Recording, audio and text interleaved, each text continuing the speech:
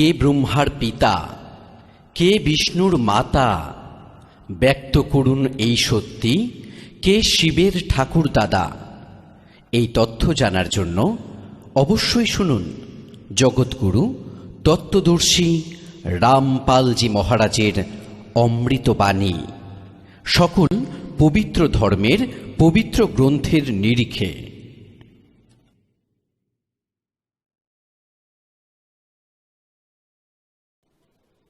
হে পুণ্যাত্মাগণ,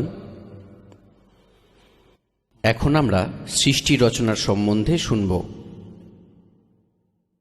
যতক্ষণ আপনারা সৃষ্টি রচনার বিষয়টিকে না জানবেন, ততক্ষণ আপনারা এই আধ্যাত্মিক জ্ঞানকে, তত্ত্ববিজ্ঞানকে না বুঝতে পারবেন, না কোনো সৎ গ্রন্থকে বুঝতে পারবেন।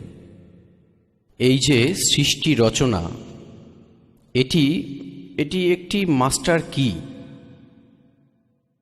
সকল শাস্ত্র গ্রন্থ বোঝার, ওর রত্নভাণ্ডার দেখার এটি মাস্টার কি, অর্থাৎ মুখ্য চাবিকাঠি। এই জন্য আপনাদের বারবার সৃষ্টি রচনার জ্ঞান অত্যাধিক শোনানো হয়। এবার সৃষ্টি রচনায় আপনারা পরমেশ্বর কবির দেবজি দ্বারা রচিত নিজ সৃষ্টি জ্ঞান, ওনারই দ্বারা ব্যক্ত হওয়া এই দাসের মুখরবিন্দ থেকে শুনুন, যা আপনাদের এতদিন ভার্বালি শুনিয়েছি, মৌখিক শুনিয়েছি। এবার ওই সৃষ্টি রচনার বিষয়ে আমাদের সদ্গ্রন্থ কি বলতে চায়। পুণ্যাত্মাগণ, যেভাবে বিদ্যার্থীরা বিদ্যালয়ে যায়, তাদের একটি নির্দিষ্ট সিলেবাস, এক পাঠ্যক্রম ওদের নিহিত থাকে। সিলেবাস এক বিশেষ বিষয়, আর যে টিচার সিলেবাসের আঙ্গিকে বাচ্চাদের শিক্ষা দেন, পড়ান, সেই টিচার সঠিক। আর যে টিচার সিলেবাসের বাইরের জ্ঞান দান করেন, সে টিচার ঠিক নন। সেই অধ্যাপক বাচ্চাদের হিতৈষী নন, ওদের জীবন নাশক।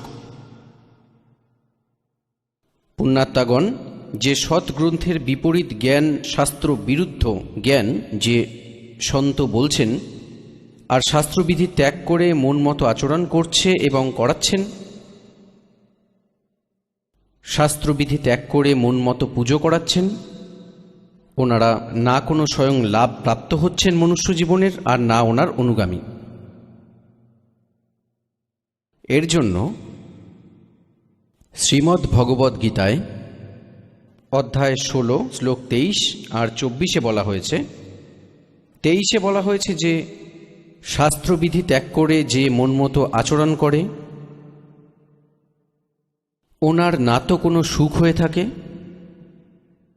আর না ওনার কোনো গতি হয়ে থাকে, আর না তো সিদ্ধি প্রাপ্ত হয়, অর্থাৎ ব্যর্থ। শ্লোক 24 বলা হয়েছে যে এই জ্ঞান তোমার জন্য অর্জুন, কর্তব্য আর অকর্তব্যের বিষয়ে শাস্ত্রই প্রমাণ। কর্তব্য মানে যে শাস্ত্রের অনুকূল সাধনায় যে সাধনা আপনাদের করা উচিত, আর অকর্তব্য যা না করার যোগ্য, তা সদ্গ্রন্থ থেকেই জানা যায়। কেউ নিজের লোকশ্রুত দন্ত কথা শোনাতে চায়, ওগুলোকে আমাদের স্বীকার করা উচিত নয়। তো এখনো অবধি ব্রহ্মাজি, বিষ্ণুজি, শিবজিকে এটি বলে এসেছে এই পবিত্র হিন্দু ধর্মের এই শাস্ত্র বিরুদ্ধ জ্ঞানদাতা আচার্য, গুরু, ঋষি, মুনি ঋষি এটি বলে এসেছেন যে এই ব্রহ্মাজি, বিষ্ণুজি, শিবজি এরা অজড় অমর, এদের কোনো মাতা পিতা নেই, আর এই সমগ্র ব্রহ্মাণ্ডের রচয়িতা এরাই। তো সেই টিচার ঠিক নন। উনি শাস্ত্রবিধি ত্যাগ করে লোকবেদ শোনাচ্ছেন। লোকবেদ কি? শুনে শুনে যে জ্ঞান, যা কোথাও প্রমাণিত নয়। এবার আপনাদের দেখাতে চলেছি শ্রীমদ্ দেবী ভাগবত। ওখানে শ্রী ব্রহ্মা, শ্রী বিষ্ণু, শ্রী শিবজির বিষয়ে কি জানকারি দিচ্ছে।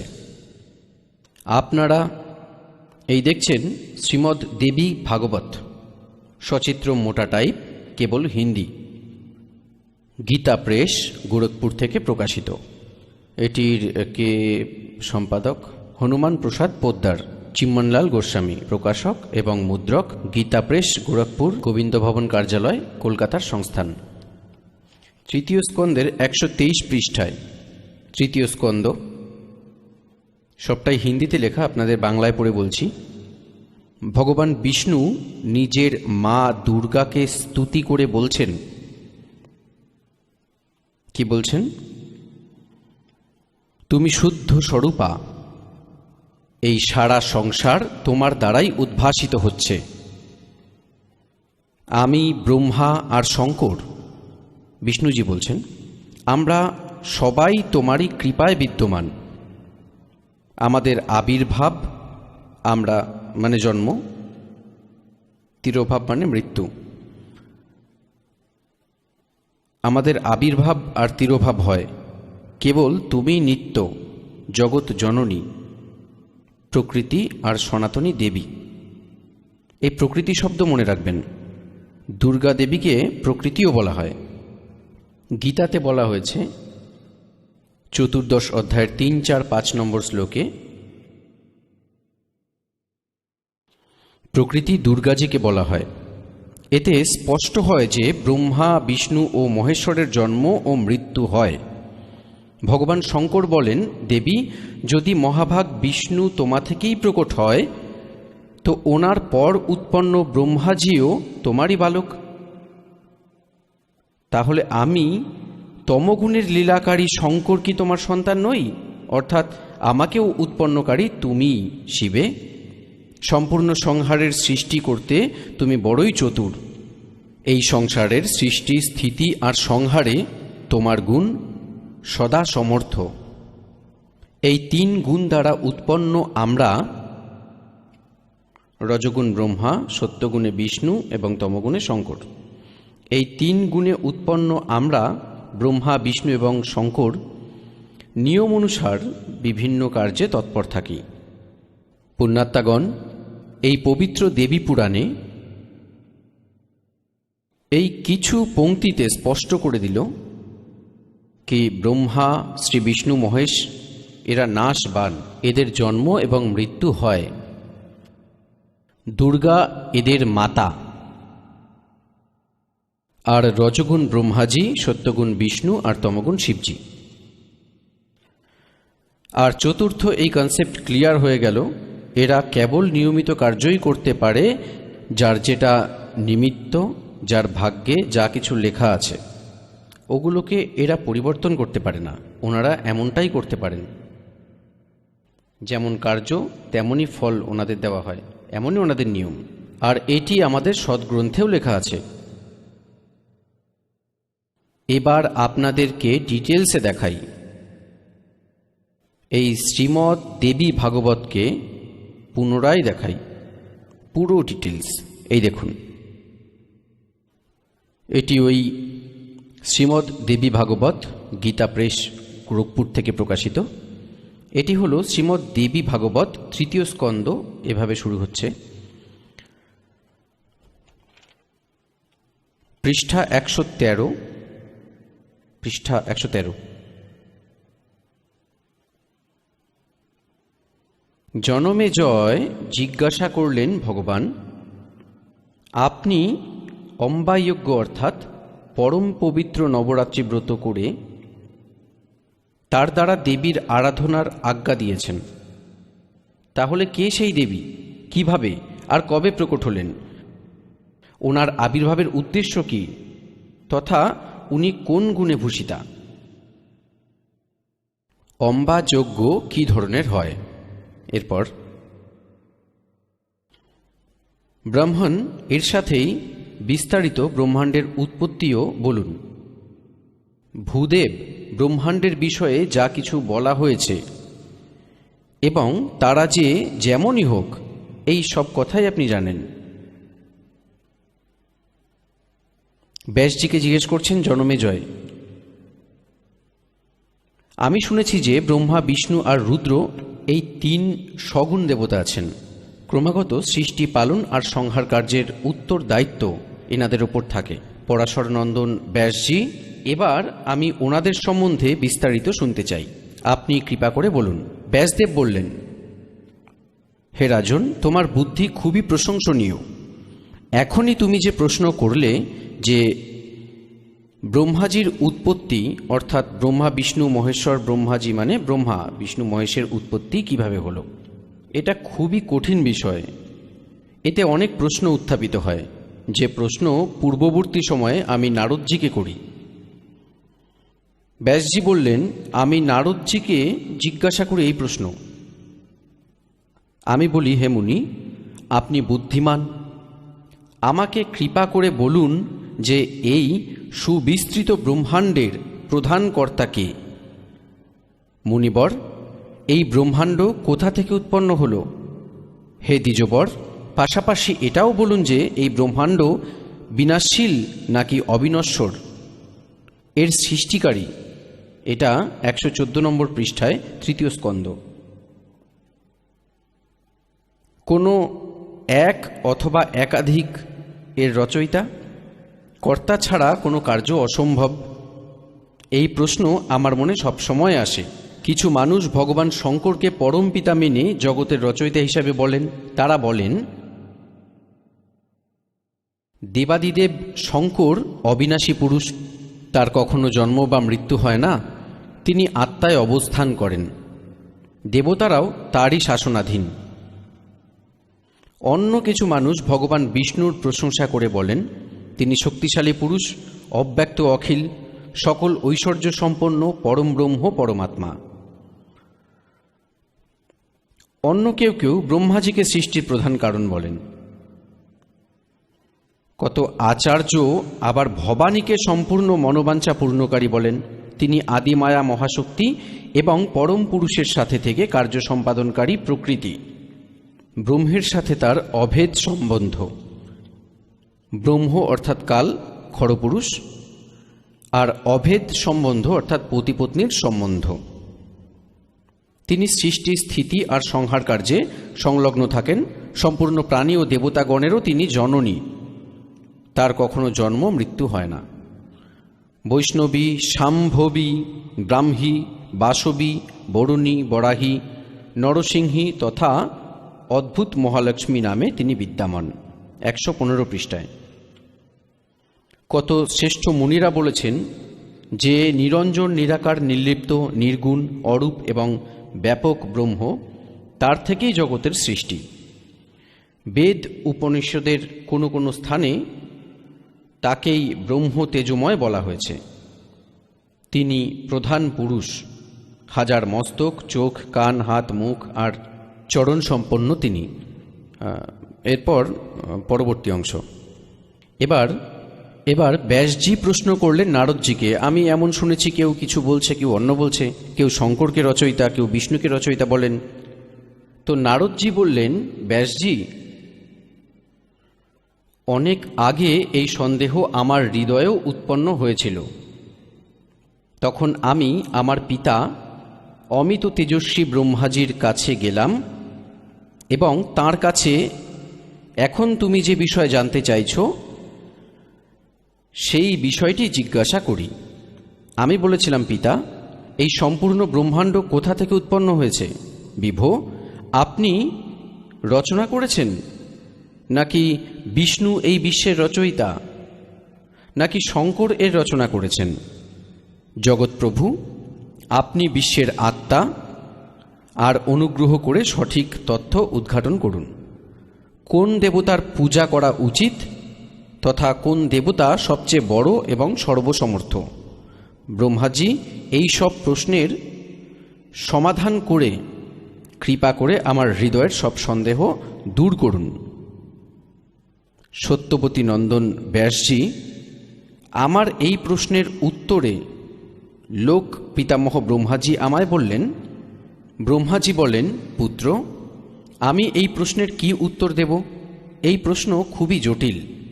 মহাভাগ, তুমি ভগবান বিষ্ণুর কাছে এর সমুচিত সমাধান পেতে পারো। এই তিনজন দেবতারই এই বিষয়ে তো জ্ঞান নেই। তারা একজন আরেকজনের দিকে এই জন্য ঠেলে দিচ্ছে যে ওর কাছে জিজ্ঞেস করো। তবুও বিষ্ণুজির দিকে সংকেত করেও তবুও ব্রহ্মার নিজস্ব জ্ঞান ব্যক্ত করছেন। ব্রহ্মাজি বলেন, মহামতে, এই সংসারে এমন কোনো প্রাজ্ঞ পুরুষ নেই যার এই রহস্য জানা। যে ত্যাগী, অহংকারহীন এবং ঈর্ষাশূন্য, কেবলমাত্র তিনি এই রহস্য জানেন। পূর্বকালে, এবার ব্রহ্মাজি সৃষ্টির কথা বলছেন, পূর্বে সর্বত্রই শুধু জলই জল ছিল। স্থাবর জঙ্গম যত প্রাণী আছে তাদের কেউই ছিল না। তখন পদ্ম ফুলে আমার উৎপত্তি হয়। সে সময় সূর্য, চন্দ্র, বৃক্ষ, পর্বত কিছুই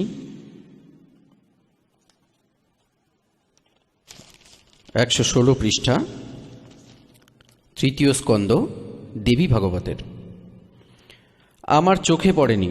আমি পদ্ম ফুলেই বসে চিন্তা করতে থাকি, এই অগাধ জলে আমি কি করে উৎপন্ন হলাম? কে আমার রক্ষক? এবং এই প্রলয়কালে সৃষ্টি ও সংহারকারী বিশিষ্ট পুরুষ কে? কোথাও স্পষ্টভাবে ভূমিভাগ দেখা যাচ্ছে না, যার ওপর এই জল টিকে আছে।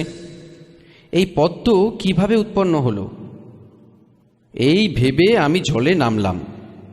ব্রহ্মাজি বলছেন, 1000 বছর ধরে পৃথিবীর অন্বেষণ করতে থাকলাম, অর্থাৎ খোঁজ করতে থাকলাম। এতেও আমি ওই জলের কোনো শুরু বা শেষ পেলাম না।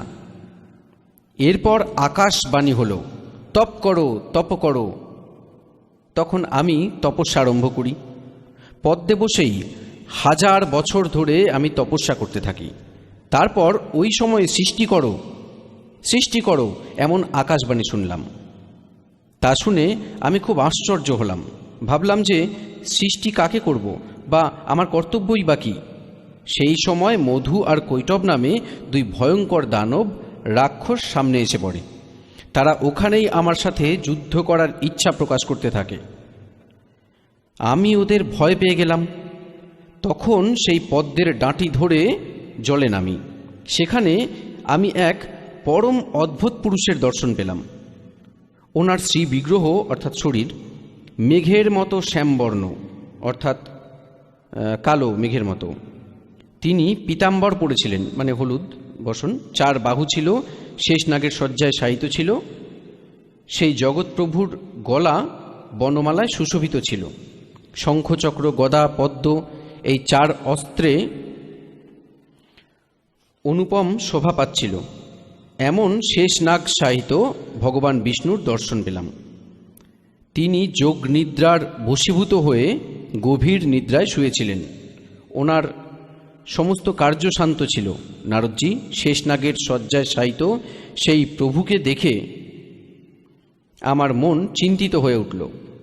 তখন ভগবতী যোগনিদ্রার কথা মনে এলো। আমি তার স্তব করি।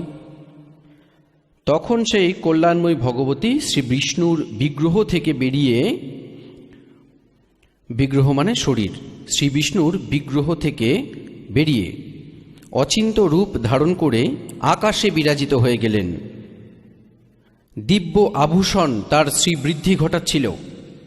যখন যোগনিদ্রা ভগবান বিষ্ণুর শরীর থেকে বেরিয়ে আকাশে বিরাজিত হতে থাকল, তখনই হঠাৎ শ্রীহরি উঠে বসলেন।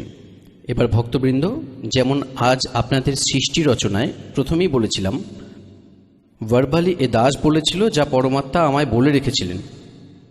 কবির সাহেব এটি বলেছিলেন যে দুর্গা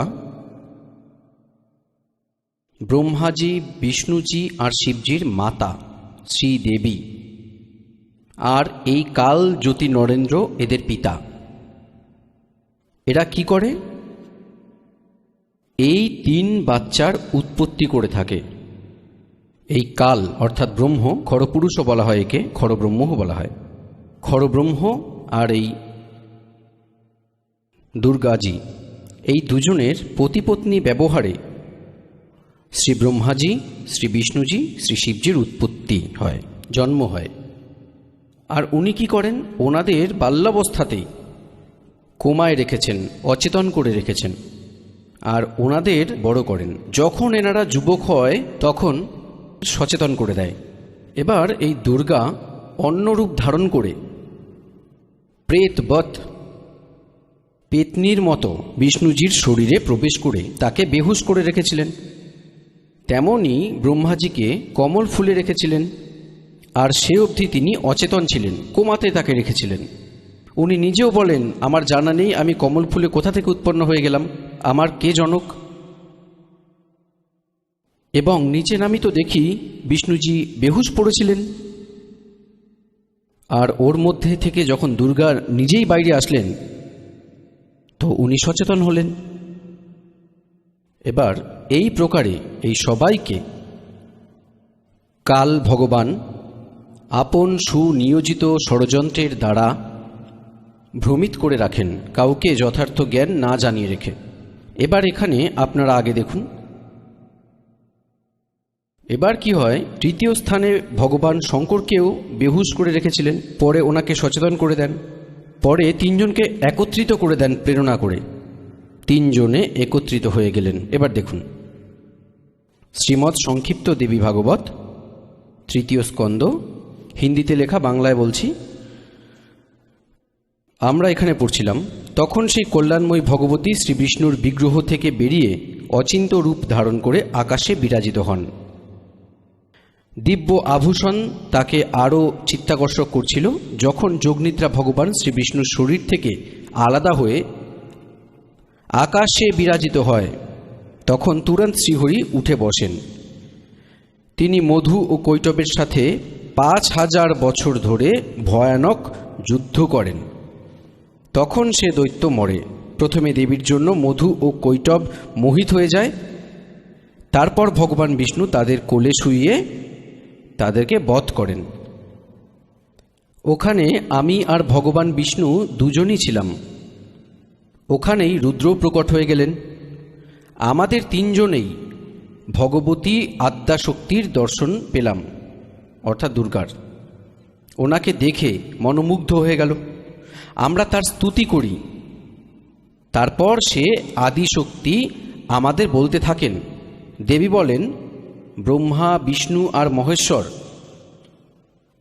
তোমরা যত্ন ও সাবধানতার সাথে নিজ নিজ কার্যে সংযুক্ত হও। সৃষ্টি, রক্ষা আর সংহার তোমাদের কার্য। ব্রহ্মাজি বলেন, ভগবতী আদ্যাশক্তির, এবার 117 পৃষ্ঠার তৃতীয় স্কন্দ, হিন্দি লেখার বঙ্গানুবাদ। সে কথা বড়ই মধুর ছিল, সুন্দর এবং সুখপ্রদ ছিল। আমরা তা স্পষ্ট শুনি। আমরা তাকে বলি, মাতা, আমরা কিভাবে এই প্রজাদের সৃজন আদি কার্য সম্পাদন করতে সফল হব? এখানে বিস্তৃত ভূমির অভাব, সব স্থান জলমগ্ন। আমাদের কথা শুনে সেই কল্যাণ স্বরূপিণী ভগবতীর মুখমণ্ডল হাসিতে ভরে গেল। এরপর এক সুন্দর আকাশযান আকাশ থেকে নামল। তখন সেই দেবী আমাদের আদেশ করেন, দেবতাগণ, নির্ভীকভাবে ইচ্ছাপূর্বক এই আকাশ রথে প্রবেশ করো। ব্রহ্মা, বিষ্ণু, রুদ্র, আজ আমি তোমাদের এক অদ্ভুত দৃশ্য দেখাবো। আমরা ভগবতীর কথা শুনে তাই শিরোধার্য করে নিই। সেই রত্নখচিত বিমানে চড়ে আমরা আরামে বসে পড়ি। আমাদের 3 দেবতাকে তাতে বসা দেখে দেবী নিজ সামর্থ্যে সেই আকাশযানকে আকাশে উড়িয়ে দিলেন। ব্রহ্মাজি বলেন, মনের সমান তীব্র গতিতে চলা সেই বিমান যে অপরিচিত স্থানে গেল, সেখানে সম্পূর্ণ ফলে ফুলে সমৃদ্ধ অনেক সুন্দর সুন্দর গাছ ছিল। সামনে এক অত্যন্ত সুন্দর নগর দেখা গেল। অদ্ভুত 4 দেওয়াল সে নগরের দৃশ্য বর্ধন করছিল। তাতে অনেক উঁচু উঁচু মহল ছিল। সঠিক স্থানে যজ্ঞশালা তৈরি ছিল। কিছুক্ষণ পরে ওখানে আরেক সুন্দর রাজ্যে গিয়ে পৌঁছলাম। সেখানে আমরা দেখলাম অনুপম সুন্দর বন, পারিজাত বৃক্ষের ঘন ছায়ায় সুন্দর শান্ত গাভী বসেছিল, পাশেই ঐরাবাত হাতি বিরাজমান ছিল। শত শত অপ্সরা, যক্ষ, গন্ধর্ব আর বিদ্যাধর সেই পারিজাত উপবনে ভ্রমণ ও সঙ্গীত করছিলেন। দেখলাম সেখানে মহাভাগ ইন্দ্রও ছিলেন, তাঁর সঙ্গী তার প্রাণপ্রিয়া শচীদেবীও ছিলেন। সে স্বর্গীয় দৃশ্য দেখে আমরা 118 পৃষ্ঠা আশ্চর্য ও চকিত হয়ে উঠলাম। এরপর এরই মধ্যে আমাদের বিমান সজোরে চলতে লাগলো এবং তা দিব্যধাম ব্রহ্মলোকে গিয়ে পৌঁছল। সকল দেবতা সেই ধামের সামনে মস্তক নত করেছিলেন। সেখানে আরেক ব্রহ্মা বিরাজমান ছিলেন। তাকে দেখে ভগবান শঙ্কর আর বিষ্ণুর বড়ই আশ্চর্য লাগলো। সভা চলছিল। ভগবান শঙ্কর আর বিষ্ণু আমার কাছে জিজ্ঞাসা করলেন, চতুরানন, এই অবিনাশী ব্রহ্মা কে? আমি উত্তর দিলাম, আমি কিছু জানি না। সৃষ্টির অধিষ্ঠাতা কে, ভগবান কে, আমি কে, ইনি কে, আর আমাদের উদ্দেশ্য কি, এই দুশ্চিন্তাই আমার মনে ঘুরপাক খাচ্ছে। এরই মধ্যে মনের গতির মতো তীব্রতায় সেই বিমান তুরন্ত সেখান থেকে ছুটল আর কৈলাসের সুরম্য শিখরে পৌঁছল। এরপর সেখানে বিমান পৌঁছাতেই এক ভব্য ভবন থেকে ত্রিনেত্রধারী ভগবান শঙ্কর বেরিয়ে এলেন। তিনি নন্দী ষাঁড়ের ওপর বসেছিলেন। তার 5 মুখ ছিল, 10টি হাত ছিল, মস্তকে চন্দ্রমা সুশোভিত ছিল। কিছুক্ষণ পরেই ওই বিমান সেই শিখর থেকে বায়ুর সমান তীব্র গতিতে উড়ে বৈকুণ্ঠ লোকে পৌঁছাল। সেখানে ভগবতী লক্ষ্মীর বিলাস ভবন ছিল। পুত্র নারদ, সেখানে আমি যে সম্পদ দেখি তার বর্ণনা করা আমার পক্ষে অসম্ভব। সেই উত্তম পুরীটি দেখে বিষ্ণুর মন আশ্চর্য সাগরে আছড়ে পড়তে লাগল। এক ব্রহ্মা তো বিমানে বসা, এক বিষ্ণু বসা আছে, আর এক শিবও বসে আছে।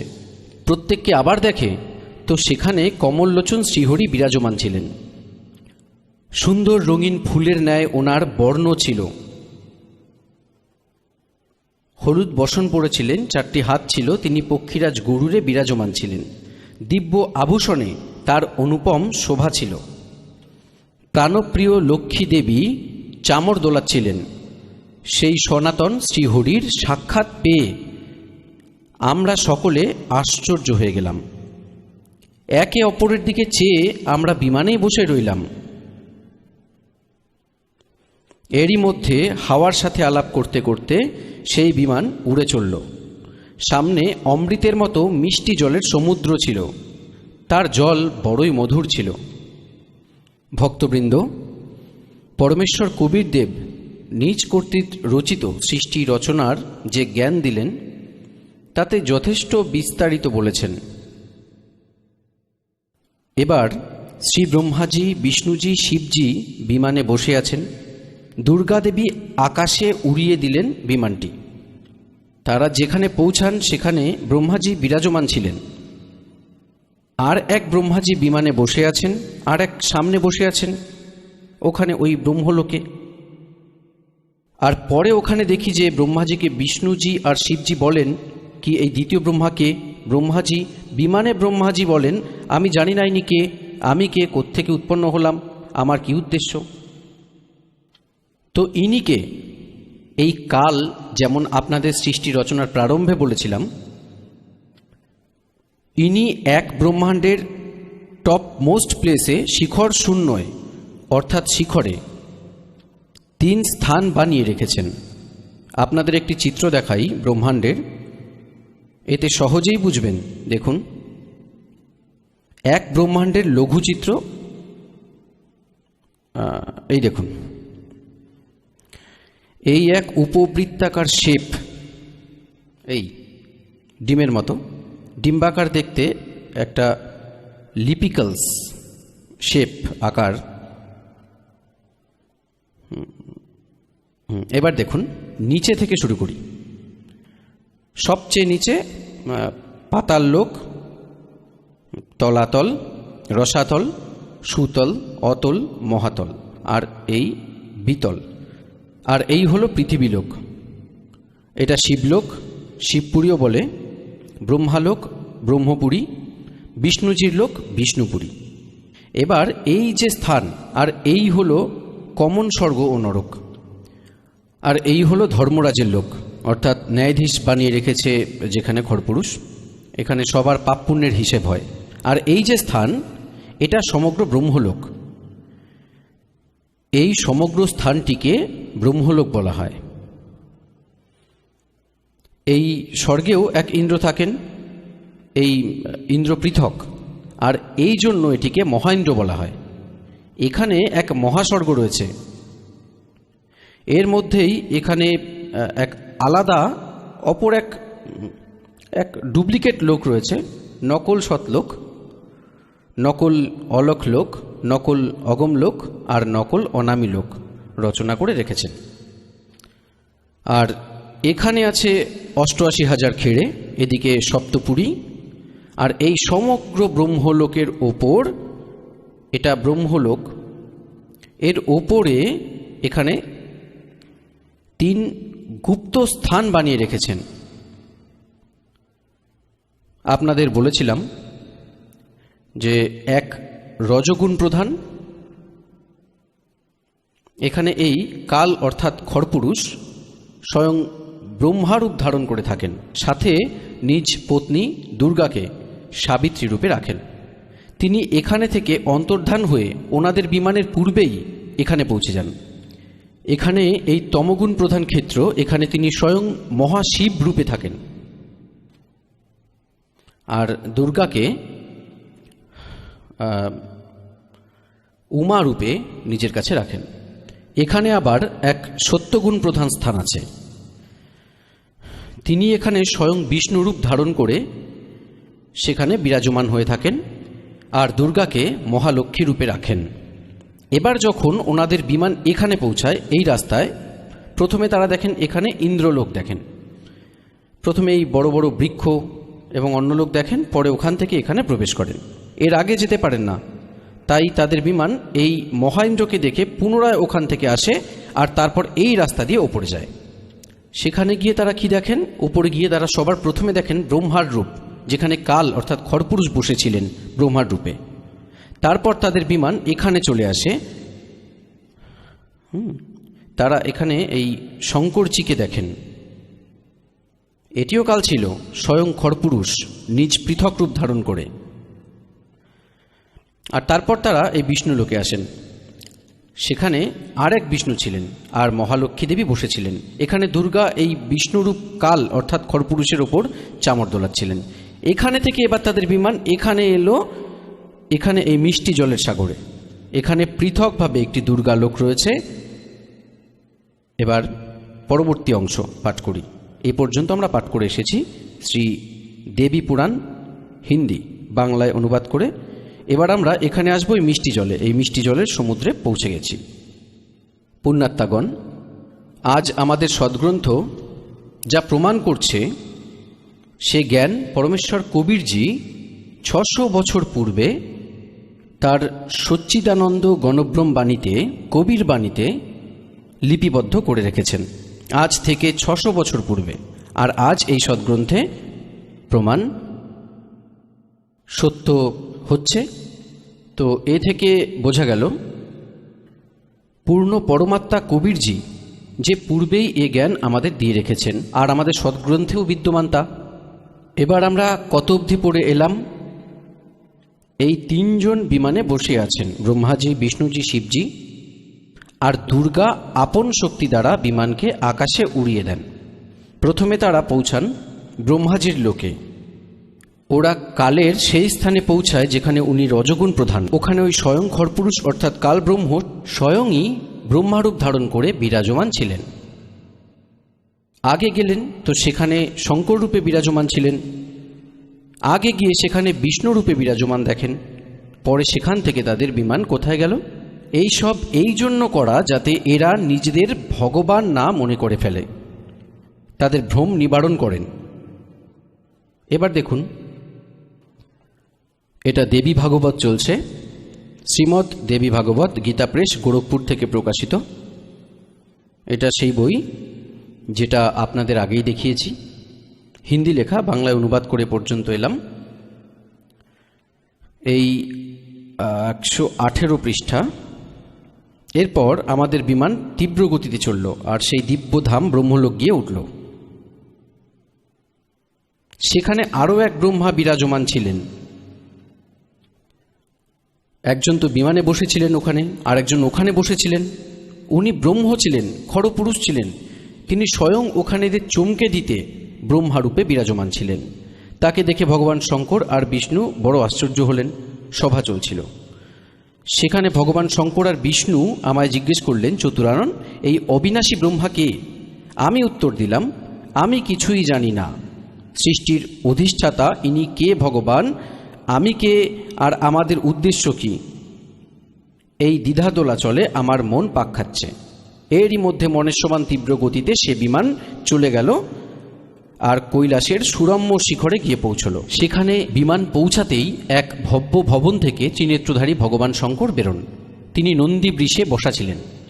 উনি কাল ছিলেন আসলে খড়পুরুষ। আর এর কিছুক্ষণ পর সেখান থেকে সে বিমান সেই শিখর থেকেও বায়ুর গতিতে উড়ে চলল আর বৈকুণ্ঠ লোকে এসে পড়ল। সেখানে কে ছিলেন? সেখানে বিষ্ণুজি বসা ছিলেন। আসলে কাল বসেছিল সেখানে, খড়পুরুষ, আর তার 4 বাহু ছিল। পক্ষীরাজ গরুরে তিনি বিরাজমান ছিলেন, আর প্রাণপ্রিয় লক্ষ্মী দেবী চামর দোলাচ্ছিলেন। এবার আমরা এখানে নিচে দেখি, এরই মধ্যে হাওয়ার সাথে আলাপরত সে বিমান তুরন্ত উড়ে গেল। সামনে অমৃতলোকের মতো মিষ্টি জলের সাগর ছিল, যার জল খুবই মিষ্টি ছিল। এবার 119 পৃষ্ঠা পড়ব। 118 মুখ্যাংশ আমরা পড়েছি। সে সমুদ্রে ওখানে এক মনোহরী দ্বীপ ছিল। হ্যাঁ, সেই দ্বীপে এক মঙ্গলময় পালঙ্ক বেছানো ছিল। সেই পালঙ্ক সুন্দর রত্নখচিত ছিল।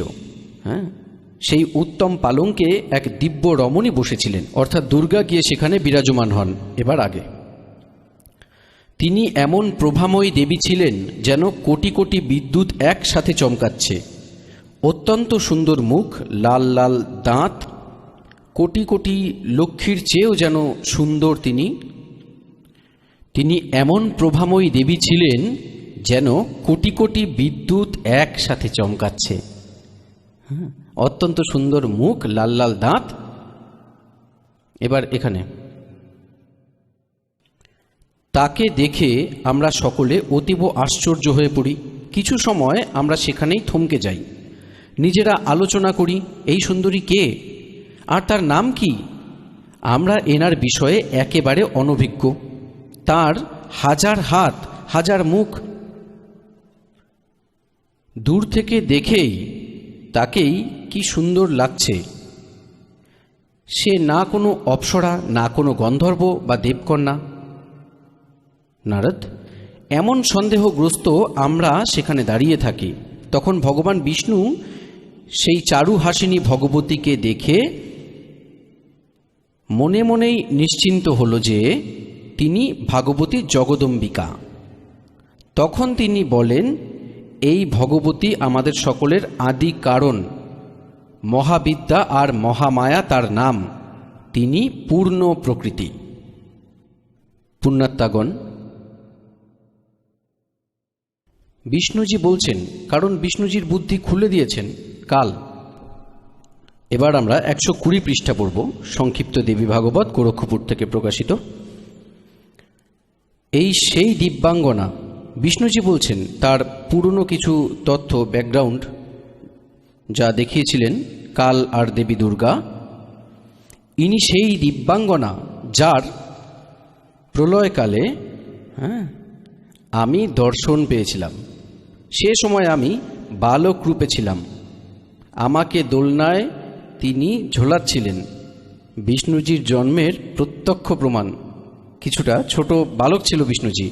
বট বৃক্ষের পাতায় এক সুদৃঢ় শয্যা বিছানো ছিল, তাতে শুয়ে আমি পায়ের আঙুলগুলো আমার পদ্মের মতো মুখে নিয়ে চুষছিলাম। হ্যাঁ, বলছেন প্রলয়কালে তিনি দর্শন করেছিলেন এই দেবীকে। সেই সময় আমি বালক ছিলাম, ছোট বাচ্চা ছিলাম। উনি আমায় দোল খাওয়াচ্ছিলেন, আমি পায়ের আঙুল চুষছিলাম শুয়ে শুয়ে। ওনাকে দেখে আমার পূর্বেকার কথা মনে পড়ে। ইনি আমাদের সবার জননী। হ্যাঁ, এবার 121 পৃষ্ঠায় এবার ভগবান বিষ্ণু বলছেন, প্রকৃতি দেবীকে প্রণাম, ভগবতী বিধাত্রীকে নিরন্তর প্রণাম। এই স্তুতি করে ভগবান আসছেন বিষ্ণুজি। এরপর দেখুন 123 পৃষ্ঠায় যেখানে পড়ছিলাম সেখানেই ফের আবার এলাম। ভগবান বিষ্ণু স্তুতি করছেন তার দুর্গা মাতার, তুমি শুদ্ধ স্বরূপা, এই সমগ্র সংসার তোমার দ্বারাই উদ্ভাসিত হচ্ছে। আমি ব্রহ্মা আর শঙ্কর আমরা সবাই তোমার কৃপাতেই বিদ্যমান। আমাদের আবির্ভাব অর্থাৎ জন্ম আর তিরোভাব অর্থাৎ মৃত্যু হয়। কেবল তুমি নিত্য, তুমি জগৎ জননী, প্রকৃতি সনাতনী দেবী। ভগবান শঙ্কর বলেন, দেবী, যদি মহাভাগ বিষ্ণু তোমা হতে প্রকট হন, তাহলে ওনার পরে উৎপন্ন ব্রহ্মা তোমারই সন্তান। হ্যাঁ, তবে আমি তমগুণী লীলাকারী শঙ্কর কি তোমার সন্তান হলাম না? অর্থাৎ আমায়ও উৎপন্নকারী তুমি।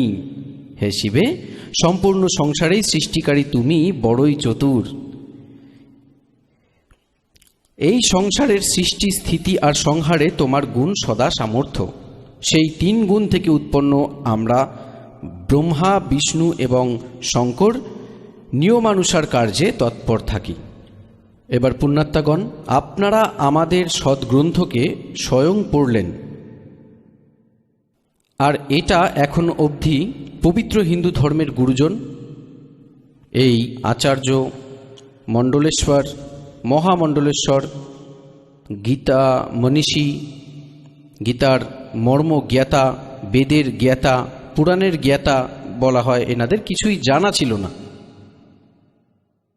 এনারা অজ্ঞানী, যারা আজ অবধি আমাদের ভগবান, যাদের আমরা সমর্থ মনে করতাম, অজর অমর শুনতাম এদের কাছে, এটা বলতে পারলো না কি এদের স্থিতি কি। আর তারাই বলছে মহাপুরুষ সম্পর্কে যে এনাদের এটি স্থিতি। এবার ভক্তবৃন্দ, যেমন আপনাদের সৃষ্টি রচনার প্রারম্ভে যে কথা শুনিয়েছিলাম, বলেছিলাম কি কাল ভগবান এই খর পুরুষ, যে ব্রহ্মা বিষ্ণু মহেশের পিতা, দুর্গা দেবীর পতি, যে শ্রীদেবীর পতি আর ব্রহ্মা বিষ্ণু মহেশের পিতা, তিনি এটি বলেছেন দুর্গাকে কি আমার পরিচয় কাউকে বলা বারণ। এটা খুব শক্তভাবে বলেন। তো দেবীও সেই উদ্দেশ্যে ব্রহ্মা বিষ্ণু মহেশকে ওই খড়পুরুষের জ্ঞান দেননি। আবার দুর্গার কাছে তিনি বলেছিলেন, আমার পরিচয় কাউকে দিও না। এই প্রকারে দুর্গা দেবী কোনো সেই ভেদ দেননি ব্রহ্মর, তবুও সত্যি লুকানো গেল না। এবার এতেই আপনাদের প্রমাণিত করছি দেবী ভাগবতে ব্রহ্মাজি বেদ পড়েন, দুর্গাকে বলেন যে বেদে এটা লেখা কেবল এক ব্রহ্ম, যার বরাবর দ্বিতীয় নেই। ব্রহ্ম মানে পরমাত্মাও হয়, ব্রহ্ম মানে ভগবান হয়। সেই এক ব্রহ্ম পূজার যোগ্য। তো সেই ব্রহ্ম কি আপনি কি? ব্রহ্মা প্রশ্ন করেন। তো সেই আপনি দুর্গাকে বলেন। এবার দুর্গা কি উত্তর দেন দেখবেন। আমরা শ্রীমদ্ দেবী ভাগবত অর্থাৎ দুর্গা পুরাণ, দেবী পুরাণ পড়ছি, যা গীতা প্রেস গোরক্ষপুর থেকে প্রকাশিত। এর 3য় স্কন্ধে 125 পৃষ্ঠায় আমরা পড়ছি, 123 পর্যন্ত আমরা পড়ে ফেলেছি। এখানে 124-এ দেখবেন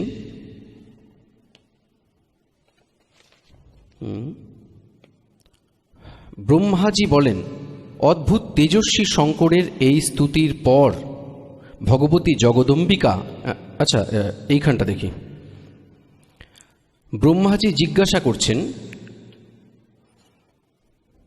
এটা 125 পৃষ্ঠায় আমরা পড়ছি, তৃতীয় স্কন্ধে, এই মূর্ত আর অমূর্ত জগতের আধার, তোমার আগে কেউ দ্বিতীয় পুরুষ ছিল না, কোনো তৃতীয়ও নেই। একামেবদ্বিতীয় ব্রহ্ম। এই বেদের উক্তিকে মিথ্যা তো বলা যায় না। এবার দুর্গা একে বলেন, আমি সব কিছু, আমি তোমার পিতা, আমি তোমার মাতা। তো এবার ব্রহ্মাজি বেদ পড়েন এবং বলেন, বেদের কথা তো আমরা মিথ্যা বলতে পারি না। আর এদিকে অনুভব ভিন্ন কথা বলছে। এইভাবে বেদ বাক্য এবং অনুভবের মধ্যে ভীষণ বিরোধ তৈরি হচ্ছে। বেদ বলে একম এব অদ্বিতীয় ব্রহ্ম, তাহলে কি সেই আত্মস্বরূপা মাতা তুমি, নাকি সে অন্য কোনো পুরুষ? আমার এই সন্দেহ দূর করবার কৃপা করুন। কোনো মহান পুণ্যের ফলেই আমার তোমার চরণ সেবার সুযোগ এসেছে। তুমি স্ত্রী নাকি পুরুষ, এই রহস্য আমায় বিস্তারিতভাবে জানিয়ে কৃপা করুন। অধ্যায় 4-5 এখানে পূর্ণ হলো তৃতীয় স্কন্ধের। এবার ষষ্ঠ অধ্যায় শুরু হচ্ছে। ব্রহ্মাজি বলেন, এইভাবে আমি যখন ভগবতী জগদম্বিকাকে বিনয়পূর্বক জিজ্ঞাসা করি, তখন তিনি সুমধুরভাবে আমায় বলতে থাকেন। দেবী বলেন, আমি আর ব্রহ্ম একই। এবার বোঝা গেল না দুটো? সত্যি তো লুকিয়ে রাখা যায় না। হ্যাঁ, আমরা একই। আমার আর এই ব্রহ্মের মধ্যে কিঞ্চিত মাত্র প্রভেদ নেই। তিনি যা, আমিও তা, আবার আমি যা, তিনিই তা। বুদ্ধির ভুলে পৃথক মনে হচ্ছে। আমাদের সূক্ষ্ম প্রভেদকে যে জানে, এর থেকে প্রমাণিত হলো ওনারা তো দুজনই। এবার 125 পৃষ্ঠা আমরা পড়লাম, এবার 126 পড়ব। সেই বুদ্ধিমান পুরুষ, তারা তত্ত্বদর্শী সাধু, যারা আমাদের পার্থক্য বুঝতে পারে, তার সংসার সাগর থেকে মুক্তি পাওয়ার ব্যাপারে কোনো সন্দেহ নেই। ব্রহ্ম একই। এরপর দেখো, আমি শক্তি রূপ ধারণ করে পরাক্রম দেখাই। গৌরী, ব্রাহ্মী, রৌদ্রী, বারাহী, বৈষ্ণবী, শিবা, বারণী, কৌবেরী, নারসিংহী আর বাসবী সবই আমার রূপ। বিভিন্ন কার্যকালে সেই সেই দেবীর অভ্যন্তরে আমি নিজ শক্তি স্থাপিত করে সমস্ত ব্যবস্থা গ্রহণ করি। হ্যাঁ, সে সকল দেবীদের নিমিত্ত করা আমার স্বভাবজাত বৈশিষ্ট্য। এরপর দেখুন তো ভক্তবৃন্দ, আপনারা পড়ছেন আমাদের সৎগ্রন্থ স্বয়ং। আপনারা তৃতীয় স্কন্ধতে আর পৃষ্ঠা নম্বর 125-এ পড়েছেন। ব্রহ্মাজি বলেন যে, আমি যখন দুর্গাজিকে প্রশ্ন করি মায়ের কাছে, জগদম্বার কাছে, যে বেদে লেখা আছে একম এব অদ্বিতীয়ম ব্রহ্ম, অদ্বিতীয়, যার বরাবর দ্বিতীয় কেউ হওয়া অসম্ভব, ওই ব্রহ্মই সব কিছু। ওদিকে উপনিষদ আর আপনি যা বলছেন যে আমি সব কিছু, আমি সৃষ্টি রচনাকারী, আমার অতিরিক্ত কেউ নেই, তো এই বেদের বাক্যকে ভুল তো বলা যায় না। অনুভব আমার বলছে যে পরমাত্মা নিরাকার হয়, আর বেদ বলে কি তা সাকার। তো আমার অনুভবে আর যথার্থতায় বড় বিরোধ আসছে। তো সেই ব্রহ্ম কি আপনি না অন্য কেউ? ব্রহ্মাজির প্রশ্ন। এবার দুর্গা তো প্রথমে বলেন ওনাকে যে ওই ব্রহ্মে আর আমার মধ্যে কোনো অন্তর নেই, আমি উনি, উনি আমি। আমাদের দুজনের মধ্যে সূক্ষ্ম ভেদ যে জানে সে পরম পুরুষ, বিদ্বান পুরুষ, তত্ত্বদর্শী। আগে পড়ে দেখুন 129 পৃষ্ঠায় পুরো স্পষ্ট হয়ে যায়। দেখুন, আমরা তৃতীয় স্কন্দ পড়ছি, সংক্ষিপ্ত দেবী ভাগবত, পৃষ্ঠা নম্বর 129। এখানে দেখুন, এই সৃষ্টিক্রম আমি সংক্ষিপ্তভাবে তোমায় বলে দিয়েছি। এটা দেবী দুর্গা বলছেন।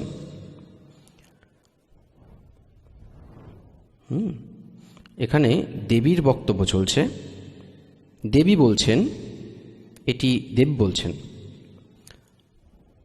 দেখুন, এটা 129 পৃষ্ঠায়, এই সৃষ্টিক্রম আমি সংক্ষিপ্তভাবে তোমায় বলেছি। মহানুভব দেবতাগণ ব্রহ্মা, বিষ্ণু আর শিবকে দুর্গা বলছেন। এবার আমার কার্য সিদ্ধ করতে এই বিমানে বসে তোমরা শীঘ্রই যাও। কোনো কঠিন কার্য উপস্থিত হলে যখন তোমরা আমায় স্মরণ করবে, তখনই আমি তোমাদের সামনে উপস্থিত হব। দেবতাগণ, আমার এবং সনাতন পরমাত্মার ধ্যান তোমাদের সর্বদা করতে থাকাই উচিত। হ্যাঁ, এবার এখানে তো দুজন চলে এলো। তখন তো বললেন আমি সব কিছু, আর এখন বলছে আমার আর এই সনাতন পরমাত্মা, অর্থাৎ ব্রহ্মকেই সনাতন পরমাত্মা বলছেন। আমাদের দুজনের, এখানেও দুজন, আমাদের দুজনের স্মরণ করতে থাকবে, তো তোমাদের কার্য সিদ্ধ করতে কোনো বিন্দুমাত্র সমস্যা হবে না। হ্যাঁ, ব্রহ্মাজি বলেন, এইভাবে বলে ভগবতী জগদম্বিকা আমাদের বিদায় করেন। তিনি শুদ্ধাচার শক্তি থেকে ভগবান বিষ্ণুর জন্য মহালক্ষ্মীকে, শঙ্করের জন্য মহাকালীকে আর আমার জন্য মহাসরস্বতীকে পত্নী হওয়ার আজ্ঞা দেন। এবার এখান থেকে আমরা এগিয়ে যাই, আর দ্বিতীয় জায়গায় আমাদের তিনজনের পুরুষ রূপে প্রতিষ্ঠা হয়। আপনাদের এই দাস পরমেশ্বর কবিরজি দ্বারা রচিত সৃষ্টি আর এই সমস্ত ব্রহ্মাণ্ডের রচনা কবে কবে কিভাবে হলো তা সব বলেছে। এই দাস আপনাদের মৌখিক শুনিয়েছিল, ভার্বালি শুনিয়েছিল, আর আজ এই সদ্গ্রন্থে আমাদের শাস্ত্র প্রমাণিত করে দিয়েছে যে যা 600 বছর পূর্বে পরমেশ্বর কবিরজি আমাদের জ্ঞান দিয়েছিলেন, তা আজ আমাদের সদ্গ্রন্থে বিদ্যমান। আর এই নকল গুরু আচার্য, ঝুটে বেদ জ্ঞানহীন, শাস্ত্রীয় জ্ঞানহীন, আর এরা বলে ব্রহ্মা বিষ্ণু মহেশ অজর অমর, এদের কোনো মাতা পিতা নেই, এরা সর্বেশ্বর মহেশ্বর। এবার এই তো কনসেপ্ট ক্লিয়ার হয়ে গেল যে দুর্গা এদের মাতা, ফাইনাল হয়ে গেল। আর তিনজনেরই বিয়ে করিয়ে দেন দুর্গাজি। আপন 3 রূপ বানিয়ে ইনি নিজেই বলেন, আমি এক থেকে অনেক হয়ে যেতে পারি। আর 3 রূপ ধারণ করে তিনি 3 পুত্রের বিয়ে করিয়ে দেন। এবার সমস্যা রয়ে গেল যে এদের পিতা কে হচ্ছেন, এই কনসেপ্টকে ক্লিয়ার করবে, এই রহস্যকে, এই শঙ্কার সমাধান যা আছে তা শিব পুরাণ করবে। আসুন আপনাদের পড়াই আমাদের পবিত্র শাস্ত্র, যেগুলো এই নকল হিন্দু ধর্মের নকল গুরুরা আজ অবধি না পড়েছেন না বুঝেছেন। এদের কেবল সংস্কৃত ভাষার জ্ঞান ছিল, তত্ত্বজ্ঞান ছিল না। আর আমরা এদেরকে মানতে থাকি যে এরা সংস্কৃত ভাষা জানা ঋষি, মহারিষি, ব্রাহ্মণ, আর এরা বেদ আর পুরাণকে ঠিক পড়েছেন, সঠিকই বলেছেন হয়তো। আর পরমাত্মা কবির দেবজি, কবির সাহেবজি উদ্ধারক রূপে, জোলা রূপে আসেন বেনারসে। উনি 600 বছর আগে বলেন ভুল বলছে এরা সবই। এরা সদ্গ্রন্থের সাথে পরিচিত নয়, পরমাত্মা পরিভাষার সাথে পরিচিত নয় ওরা। ওই সময় আমাদের বিশ্বাস হয়নি, কারণ এই ভুল গুরু আচার্যরা বলতেন যে কবির তো অশিক্ষিত, এই সংস্কৃত ভাষা জানে না, এসব ভুল বলে ব্রহ্মা বিষ্ণু মহেশ্বরের ব্যাপারে। এদের জন্ম মৃত্যু বলছে, এদের মাতা পিতার ব্যাপারে বলছে, কবিরজি মিথ্যে বলছে। হয় হয়, কবির পরমেশ্বরজি তার প্রিয় ভক্ত ধর্মদাসজিকে বলেছিলেন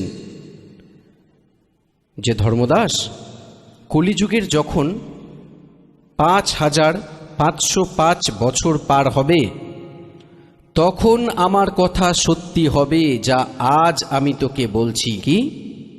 अब मैं तुमसे कहूँ चतारी, त्रिदेवन की उत्पत्ति भाई।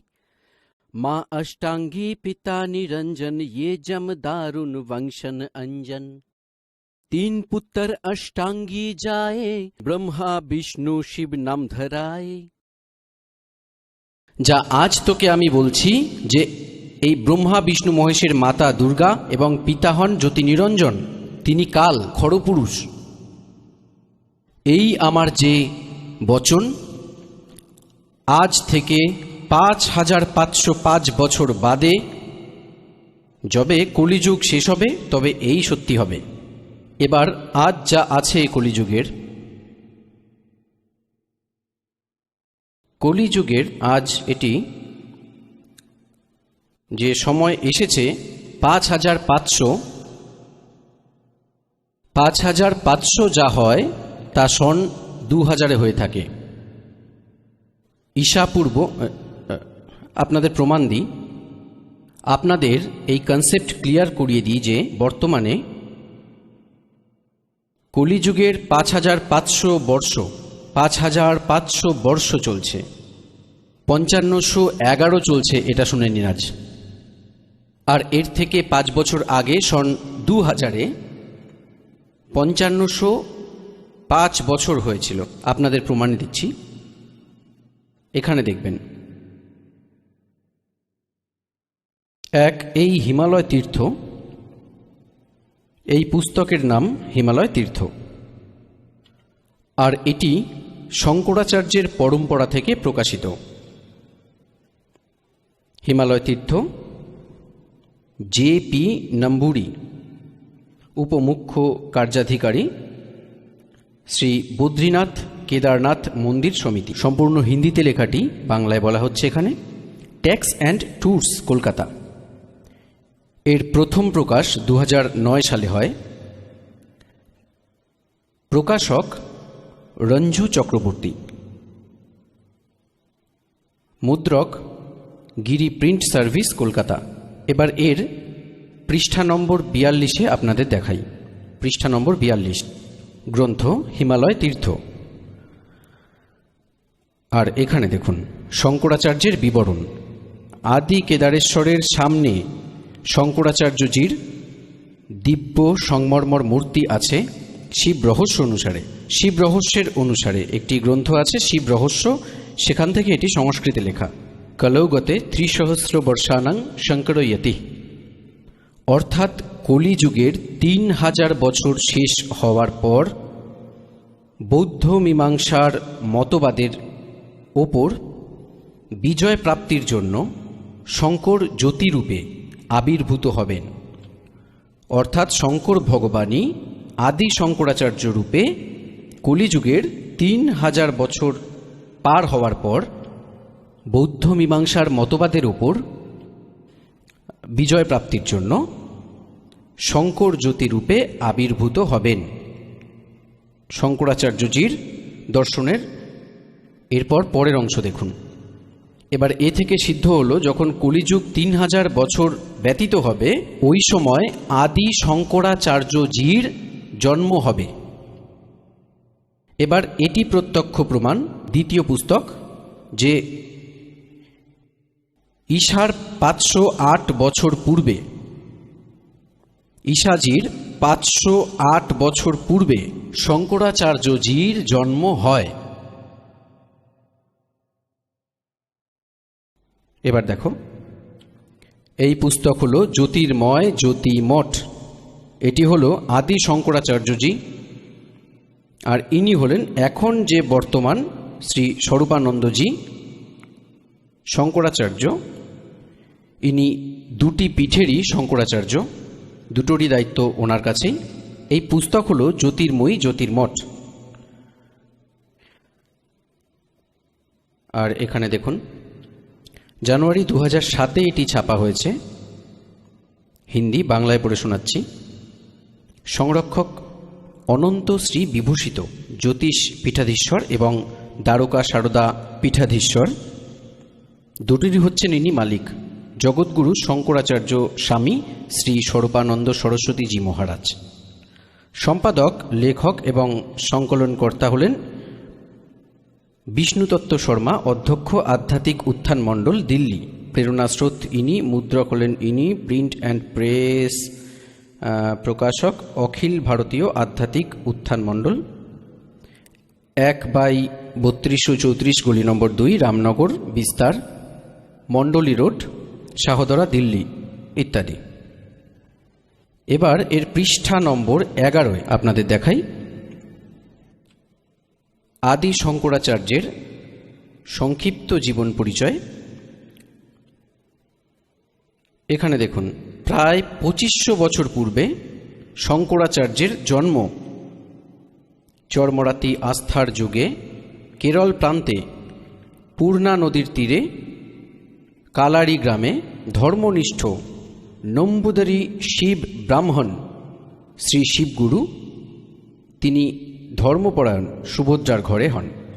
শ্রী শিবগুরু তৈত্রীয় শাখার যজুর্বেদী ছিলেন, যিনি আদি শঙ্করাচার্যের পিতা। শঙ্করাচার্যের জন্ম ভগবান শঙ্করের আশীর্বাদে হয়, তাই ওনার নাম শঙ্কর রাখা হয়। গুরু পরম্পরাগত মঠের অনুসারে তার আবির্ভাবকাল ঈশা পূর্ব 508 বছর ধরা হয়, অথবা 476 বছর মানা হয়। এই 476 বছরের অর্থ 32 বছর বয়সে তার তিরোভাব ঘটে। 508 থেকে 32 কমিয়ে দিলে এটাই হয় 476, অর্থাৎ 508 বছর পূর্বে। এখানে উনি বলেছেন কি, আনুমানিক প্রায় 2500 বছর পূর্বে, 2500 বছর পূর্বে তার জন্ম হয়। আর এ থেকে এটা বোঝা যায় ঈশাপূর্ব 508, ঈশাপূর্ব 508 বছর। এটি 2007 লিখছে। ঈশার 2000 মেনে চললে তো সেই সময় 508 বছর পূর্বে, অর্থাৎ 2000 থেকে 2508 বছর, অর্থাৎ 2508 বছর পূর্বে প্লাস জুড়ে দিন 3000, 2508 বছর হবে।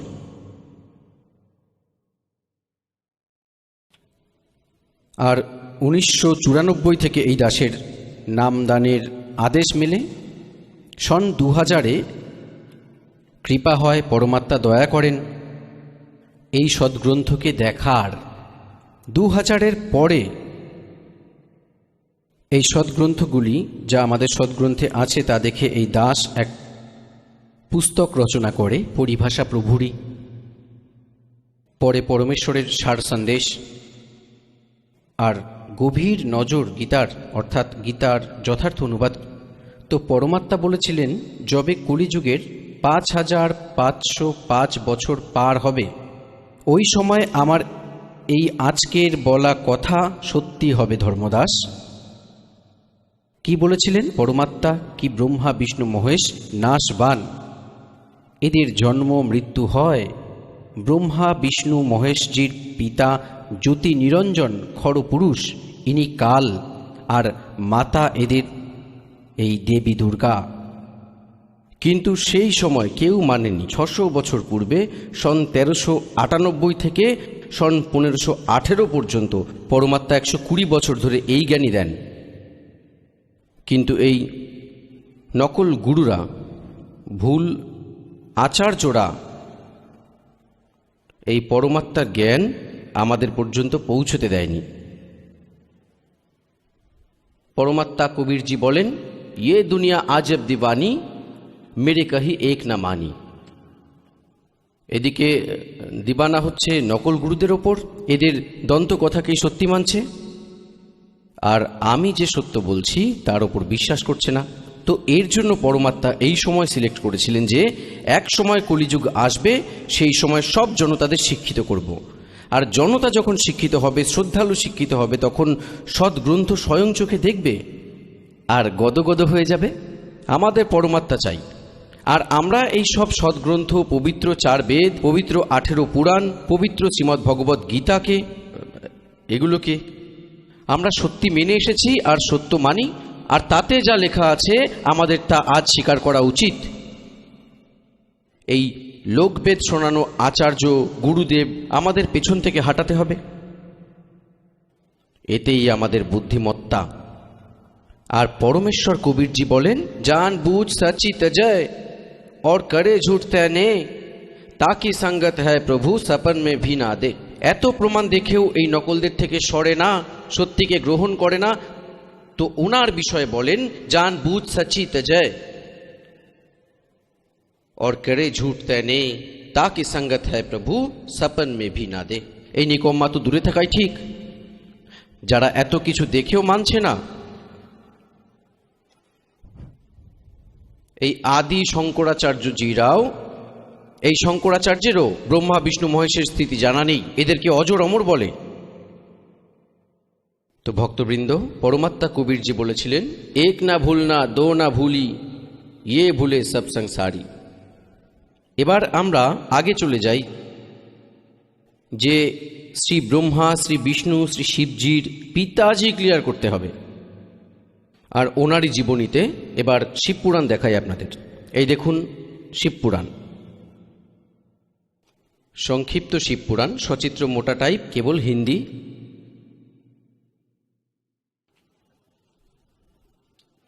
গীতা প্রেস, গোরক্ষপুর থেকে প্রকাশিত। সংক্ষিপ্ত শিবপুরাণ, সচিত্র মোটা টাইপ, কেবল হিন্দি। সম্পাদক হনুমান প্রসাদ পোদ্দার।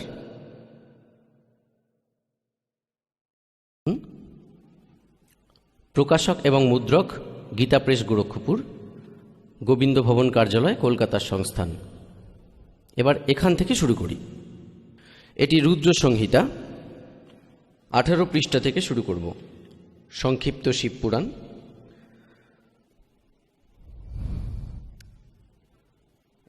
রুদ্র সংহিতার 5ম অধ্যায় এখানে শেষ হয়। নিজ পুত্র নারদের এ কথা শুনে লোক পিতামহ ব্রহ্মা এইভাবে বলেন যে, এবার রুদ্র সংহিতার 6ষ্ঠ অধ্যায়ে আমরা প্রবেশ করব। ব্রহ্মাজি বলেন, ব্রাহ্মণ দেব শিরোমণি, তুমি সব সময় সমগ্র জগতের ভালোর জন্য কাজ করো। তুমি সকলের হিতার্থে খুবই ভালো একটি প্রশ্ন করেছ। যে সময় সমগ্র চরাচর জগৎ নষ্ট হয়ে গিয়েছিল, সর্বত্র শুধু অন্ধকারময়তা ছিল, না সূর্য দেখা যেত না চাঁদ, অন্যান্য গ্রহ নক্ষত্রেও কোনো খোঁজ ছিল না, না দিন হতো না রাত, অগ্নি, পৃথ্বী, বায়ু আর জলেরও সত্তা ছিল না। সেই সময় তৎসৎ ব্রহ্ম, এই শ্রুতিতে যা সত্যি বলে শোনা যায়, একমাত্র তাহাই শেষ। এবার পৃষ্ঠা 100। সংক্ষিপ্ত শিবপুরাণ, রুদ্র সংহিতা আমরা পড়ছি। যেই পরমব্রহ্মের বিষয়ে জ্ঞান আর অজ্ঞানে পূর্ণ উক্তি দ্বারা এই প্রকারে, অর্থাৎ উপরে বলা অনুসারে অপব্যাখ্যা করা হয়, তিনি কিছু সময় পর দ্বিতীয়বার ইচ্ছে প্রকট করেন। তার মধ্যে এক থেকে অনেক হওয়ার ইচ্ছে উদিত হয়। তখন সেই নিরাকার পরমাত্মা নিজ লীলা শক্তি দ্বারা নিজের জন্য মূর্তির কল্পনা করেন। যে মূর্তিহীন পরম ব্রহ্ম, তার মূর্তি ভগবান সদাশিব। অর্বাচীন আর প্রাচীন বিদ্বান তাকেই ঈশ্বর বলেন। সেই সময় একাকী কাটানো, স্বেচ্ছায় বিহারকারী সেই সদাশিব নিজ বিগ্রহ হতে স্বয়ংই এক স্বরূপ ভূতা শক্তির সৃষ্টি করেন, যা তার শ্রী অঙ্গ থেকে কখনোই আলাদা হওয়ার মতো ছিল না। সেই পরাশক্তিকে প্রধান প্রকৃতি।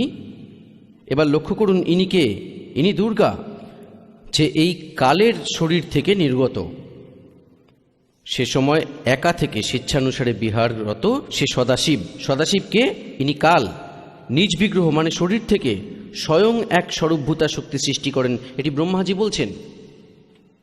আবার পরমেশ্বর কবির বলেছিলেন, কাল দুর্গাকে খেয়ে নিয়েছিলেন, তার পেট থেকে পরমেশ্বর কবির তাকে আলাদা করেছিলেন। এখানে ওনাদের কথার মিল রয়েছে, কারণ কবির পরমেশ্বর ব্রহ্মাজিকে এই জ্ঞান শুনিয়েছিলেন, আর ব্রহ্মাজি কিছু নিজ অনুভব, কিছু কবিরজির জ্ঞান মিলিয়ে এটা বলেন। সে সময় একা থেকে স্বেচ্ছানুসারে বিহাররত সে সদাশিব নিজ বিগ্রহ হতে স্বয়ংই এক স্বরূপভূতা শক্তি সৃষ্টি করেন, যা তার স্ত্রী অঙ্গ থেকে কখনোই আলাদা হওয়ার মতো ছিল না।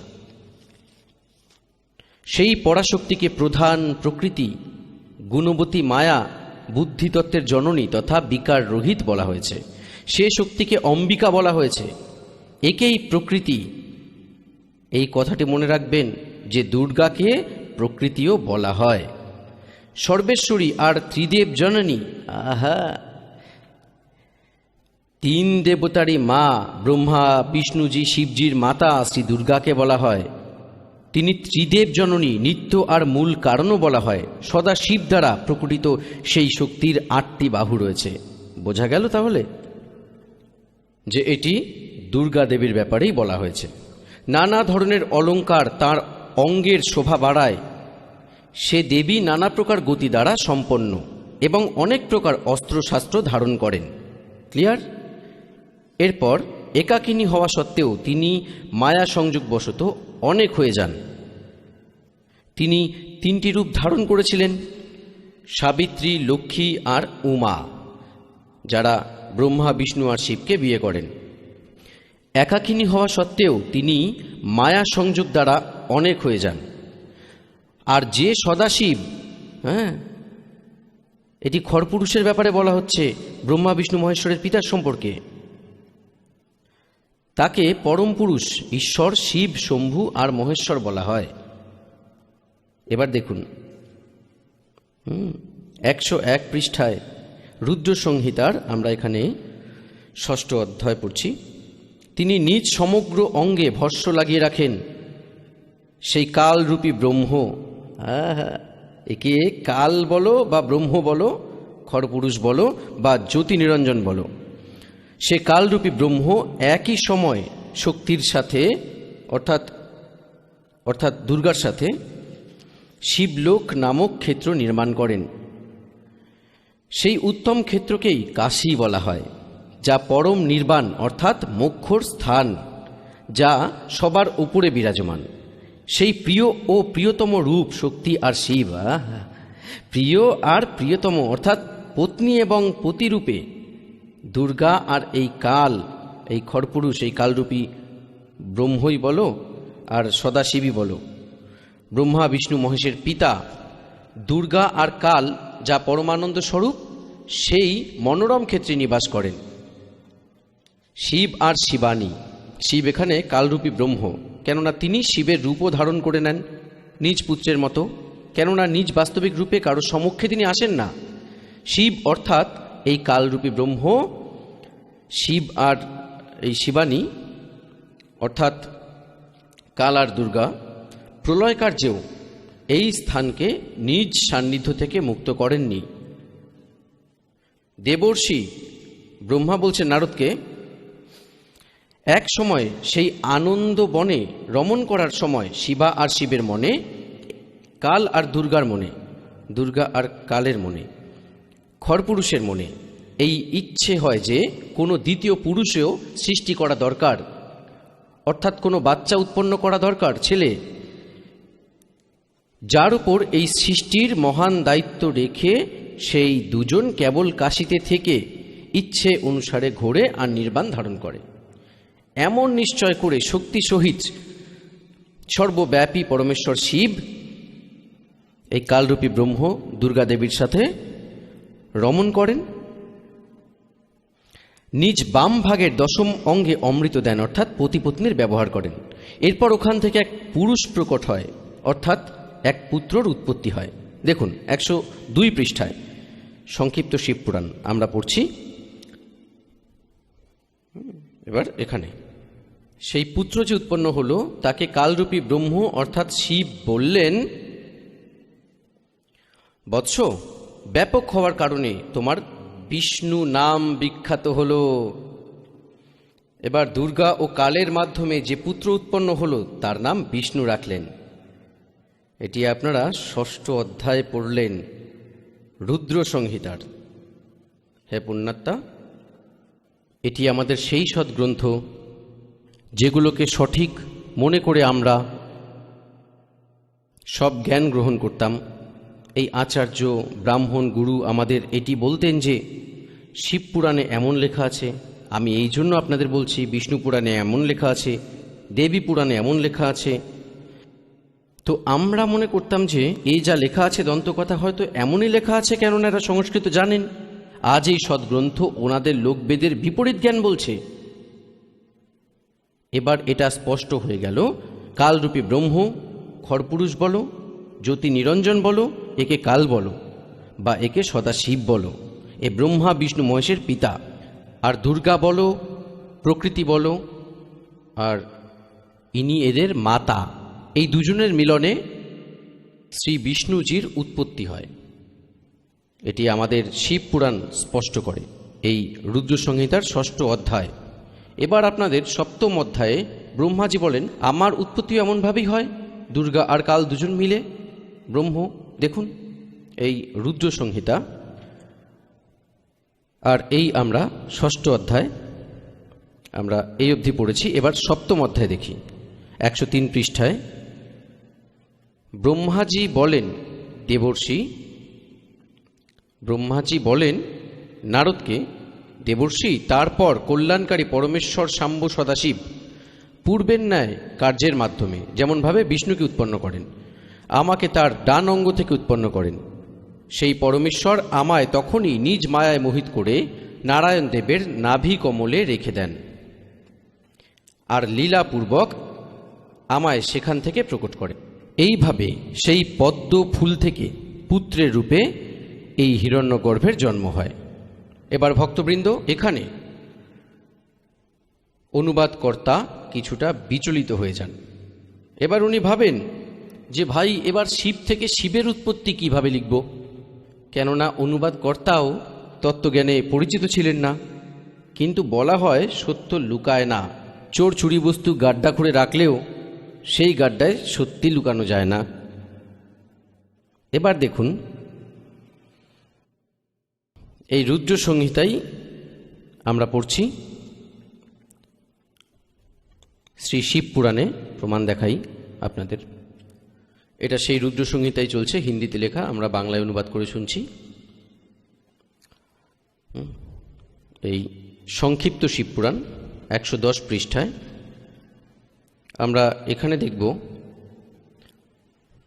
9ম অধ্যায়, এখানে শেষ হয়, লাস্ট এটা।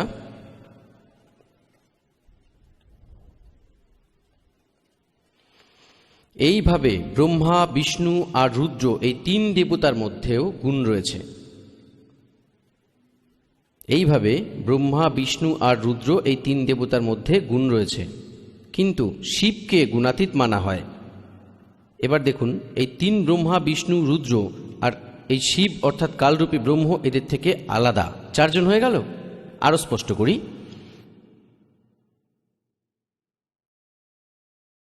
একবার শ্রী ব্রহ্মাজি আর শ্রী বিষ্ণুজির এই ব্যাপারে ঝগড়া হয়ে গেল যে ব্রহ্মাজি বলেন যে আমি সৃষ্টির রচয়িতা, তাই বিষ্ণু তুমিও আমার থেকে উৎপন্ন হয়েছ, তুমি আমারই পুত্র।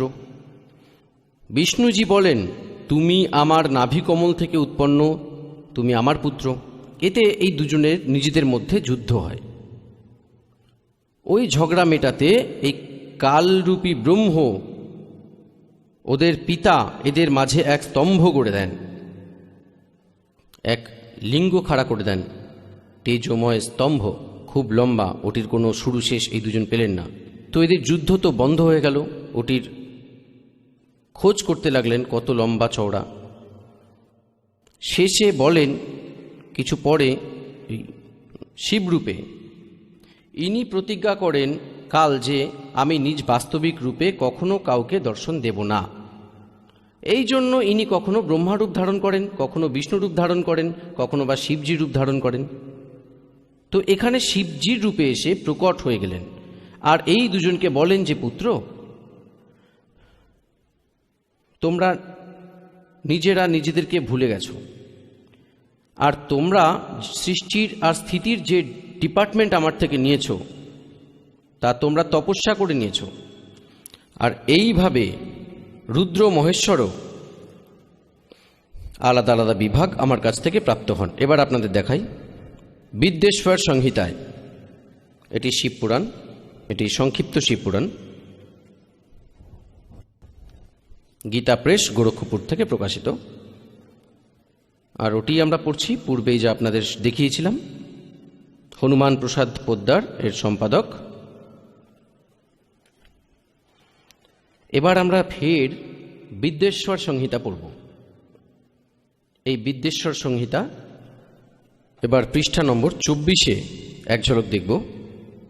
এ এক তেজময় লিঙ্গ অর্থাৎ স্তম্ভ এনাদের মধ্যে খাড়া করে দেন কাল ভগবান, এই ব্রহ্মাজি, এই বিষ্ণুজি।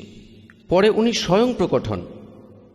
আর এই যে 25 পৃষ্ঠায় আমরা পড়ব, ব্রহ্মা আর বিষ্ণু জিজ্ঞাসা করেন, প্রভু সৃষ্টির আদি 5 কর্তব্যের লক্ষণ কি, এটি আমাদের দুজনকে বলো। ভগবান শিব বলেন, এই কালরূপী ব্রহ্ম সদাশিব, ওনাদের পিতা বলেন, আমার কাজ বোঝা খুবই কঠিন, তবুও আমি কৃপাবশত তোমায় সেই বিষয় বলছি।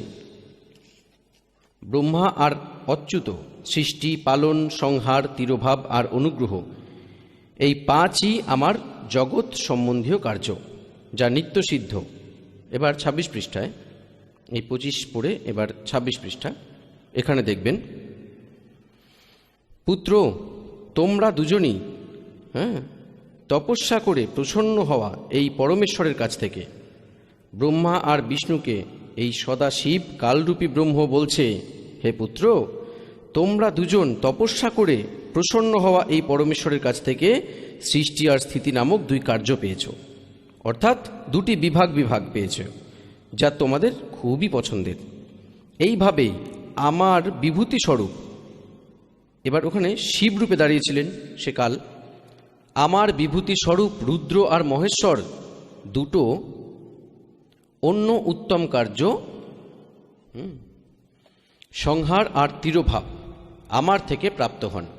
এবার দেখুন, দুজন তো এখানে বিষ্ণু ও ব্রহ্মা, পুত্ররা তোমরা তো সৃষ্টি এবং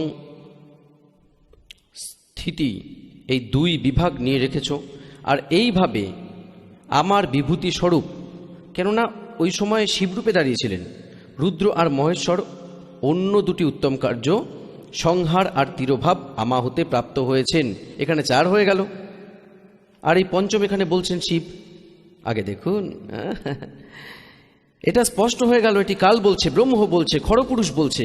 এখানে দেখবেন, এখানে 26 পৃষ্ঠায় আমরা পড়ছি বিদ্যেশ্বর সংহিতা। দেখুন, আমি পূর্বকালে নিজ স্বরূপভূত মন্ত্রের উপদেশ করি, যা ওঙ্কার রূপে প্রসিদ্ধ। সেটি মঙ্গলকারী মন্ত্র। সবার পূর্বে আমার মুখ থেকে ওঙ্কার অর্থাৎ ওং প্রকট হয়, যা আমার স্বরূপ উপলব্ধি করায়। ওঙ্কার বাচক আর আমি বাচ্য, এই মন্ত্র আমারই স্বরূপ। প্রতিদিন ওঙ্কার নিরন্তর স্মরণ করলে আমারই সদা স্মরণ করা হয়। আমার উত্তরবর্তী মুখ থেকে অকার, পশ্চিম মুখ থেকে উকার, দক্ষিণ মুখ থেকে মকার, পূর্ববর্তী মুখ থেকে চন্দ্রবিন্দু, তা মধ্যবর্তী মুখ থেকে নাদ অর্থাৎ আওয়াজ প্রকট হয়। এইভাবে 5 অক্ষর আছে এখানে। এইভাবে 5 অবয়বকে যুক্তের মাধ্যমে ওঙ্কারের বিস্তার হয়। এই সব অবয়ব থেকে একত্রীভূত হয়ে সেই শব্দগুচ্ছ ওং নামক এক অক্ষর হয়ে গেল। গীতার অধ্যায় নম্বর 8-এর শ্লোক নম্বর 13-এ গীতা জ্ঞানদাতা এই ব্রহ্ম, এই খড়পুরুষ শ্রীকৃষ্ণের মধ্যে প্রবেশ করে বলেছেন, ওম ইতি একাক্ষরম। শ্রীমদ্ ভগবদ গীতা অধ্যায় নম্বর 8-এ শ্লোক নম্বর 13-তে গীতা জ্ঞানদাতা এই ব্রহ্ম, এই খড়পুরুষ শ্রীকৃষ্ণজির মধ্যে প্রবেশ করে বলছেন, নিজ পুত্র বিষ্ণুর শরীরে ধরে নিন, উনি এটা বলছেন যে ওম ইতি একাক্ষরম ব্রহ্ম বিহারম মাম অনুসম্রম ইয়ে প্রয়াতি ত্যাজম দেহম সয়াতি পরমাম গতিম। মাম ব্রহ্ম, আমার ব্রহ্মের কেবল এক ওম অক্ষর, নাথিং এলস, উচ্চারণ করে স্মরণকর্তা এই প্রয়াতি ত্যাজম দেহম সয়াতি পরমাম গতিম, যে শরীর ছেড়ে যাওয়ার সময় ইহা স্মরণ করতে করতে যায়, অর্থাৎ অন্তকালেও ইহাই স্মরণ করে শরীর ত্যাগ করেন। সৈয়াতি পরমাম গতিম, ওনার আমার ওং নাম থেকে যে লাভ মেলে উনি পরম গতি প্রাপ্ত হন। এ থেকে বোঝা গেল যে গীতাজিকে এই কালই বলেছে যে ব্রহ্মা বিষ্ণু মহেশের পিতা। এবার আগে দেখুন ওনারা গড়বড় কোথায় করেছেন। অনুবাদকর্তারা এখানে ভুল মন্ত্র ভরে দিয়েছেন। আমরা এটা এখানে পড়ছি, এই সকল অবয়ব থেকেই একত্রীভূত হয়ে সেই প্রণব ওম নামক এক অক্ষর হয়ে গেল। আর গীতার অধ্যায় নম্বর 8 শ্লোক নম্বর 13তেও বলেন ওং ইতি একাক্ষরম ব্রহ্ম বিভাবন মাম অনুসম্রম ইয়া প্রয়াতি ত্যাজম দেহম সয়াতি পরমাম গতি। এবার দেখুন ওনারা এখানে গড়বড় করে দিয়েছেন যে ওনারা ওং নমঃ শিবায় এটিকে 5 অক্ষরের মন্ত্র বলে দিয়েছেন। এটি ভুল, এটা পুরোপুরি ভুল। এখানে লেখা আছে যে এই সকল অক্ষর থেকে একত্রীভূত হয়ে সেই প্রণব ওং নামক এক অক্ষরে পরিণত হলো। এটি ভুল। ওং নমঃ শিবায় এই মন্ত্র ভুল। এটি শাস্ত্রবিধি ত্যাগ করে ইচ্ছে খুশি আচরণ, এটা করা উচিত নয় আমাদের। পুণ্যাত্মাগণ, আজ থেকে 600 বছর পূর্বে পরমাত্মা আনুমানিক 600 বছর পূর্বেই এই অমৃত জ্ঞান নিজ অমৃত বাণী সচ্চিদানন্দ গণব্রহ্মের বাণীতে বলেছিলেন। শ্রীমদ্ ভগবদ গীতার অধ্যায় নম্বর 4 শ্লোক নম্বর 25 থেকে 31 পর্যন্ত যে সাধনা যেই সাধকরা করেছেন, কেউ কেউ দেবতার পুজো করেন, আর কেউ কেউ শ্রদ্ধাই করেন, আর কেউ কেউ প্রাণায়ামাদি করেন, আর কেউ তীক্ষ্ণ অহিংসাবাদী ব্রত করেন, আপন সাধনা পূরণ করেন, যেমন মুখে পট্টি বেঁধে খালি পায়ে হয়। কেউ শ্রদ্ধা করেন, গীতাজির নিত্য পাঠ করেন, কেউ কেউ বেদ পাঠ করেন, কেউ নানা প্রকারের। বলা হয় সব সাধক আপন আপন সাধনাকে পাপ নাশক জেনে থাকেন। কিন্তু 4th অধ্যায়ের 32 নম্বর শ্লোকে বলছেন যে সেই সচ্চিদানন্দ গণব্রহ্মের বাণীতে এই যজ্ঞের জানকারী, যজ্ঞ মানে ধার্মিক অনুষ্ঠানের জানকারী বিস্তারিতভাবে বলা হয়েছে। ওটি তত্ত্ববিজ্ঞান। 4th অধ্যায় 34 নম্বর শ্লোকে বলেন যে ওই সচ্চিদানন্দ গণব্রহ্মের বাণীতে, অর্থাৎ যে জ্ঞান স্বয়ং পরমেশ্বর নিজ মুখ অরবিন্দ থেকে বলেছেন, ওই সচ্চিদানন্দ গণব্রহ্মের বাণীতেই বলা হয়েছে। ওটি তত্ত্ববিজ্ঞান। 4th অধ্যায়ের 34 নম্বর শ্লোকে বলেছেন ওই তত্ত্ববিজ্ঞানকে তুমি তত্ত্বদর্শী সন্তর কাছে গিয়ে বোঝো। গীতা জ্ঞানদাতা বলেন আমার জানা নেই। এবার দেখুন শ্রীমদ্ ভগবদ গীতা, গীতা প্রেস গোরক্ষপুর থেকে প্রকাশিত, জয়দয়াল গোয়েন্দকা এর অনুবাদক।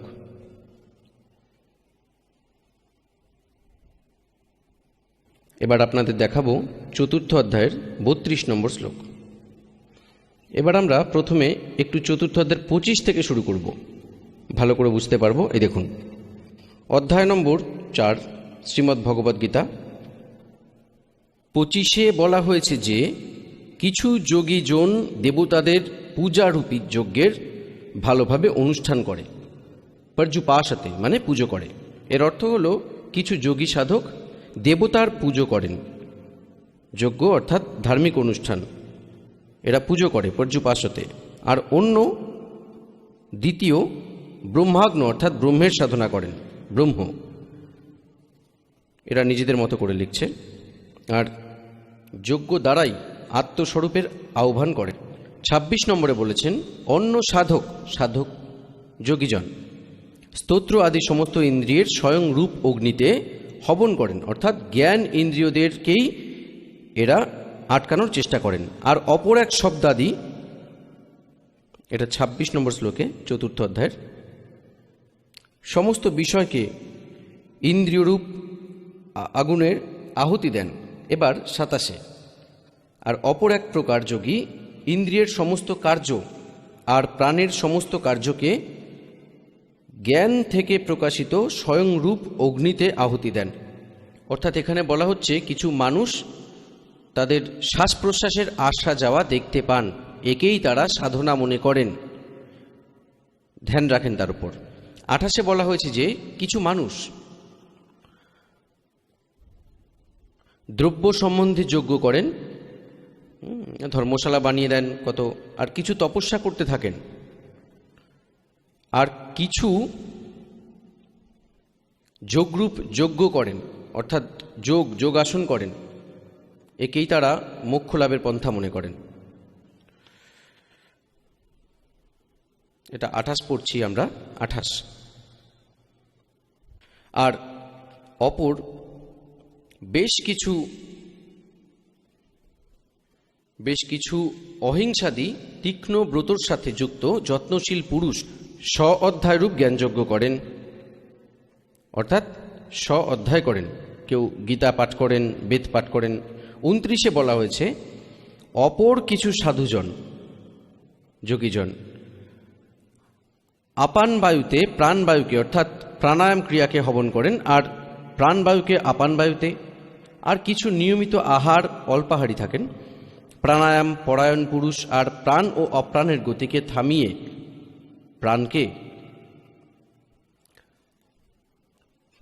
প্রাণকে প্রাণেই হবন করেন।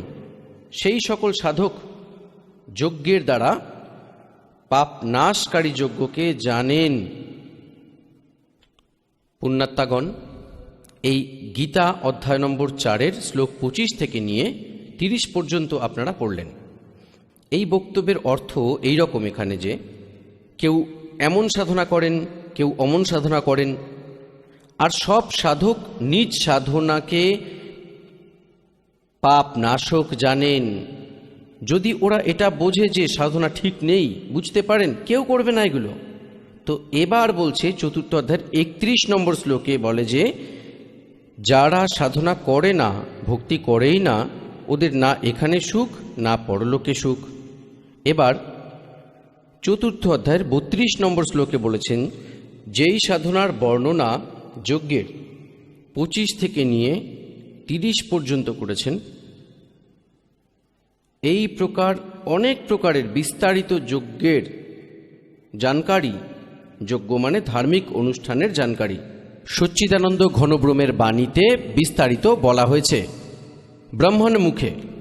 এবার এখানে অনুবাদকর্তারা 4th অধ্যায়ের 32 নম্বর শ্লোকে গড়বড় করে ফেলেছেন অজ্ঞানতার কারণে।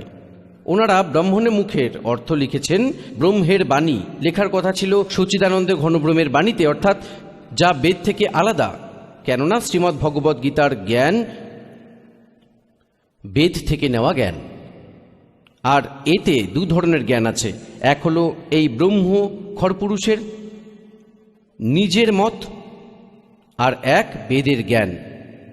যা বেদের জ্ঞান তা বেদের সাথে তুলনা হয়, তা ঠিক। আর যা যুদ্ধ করানোর জন্য ইনি কিছু নিজ মত দিয়ে বলেন যে এটা আমার মত, এমন সাধনা যা কিছুটা জ্ঞান দিয়েছেন, তো ওই মত এরও মত অল্পজ।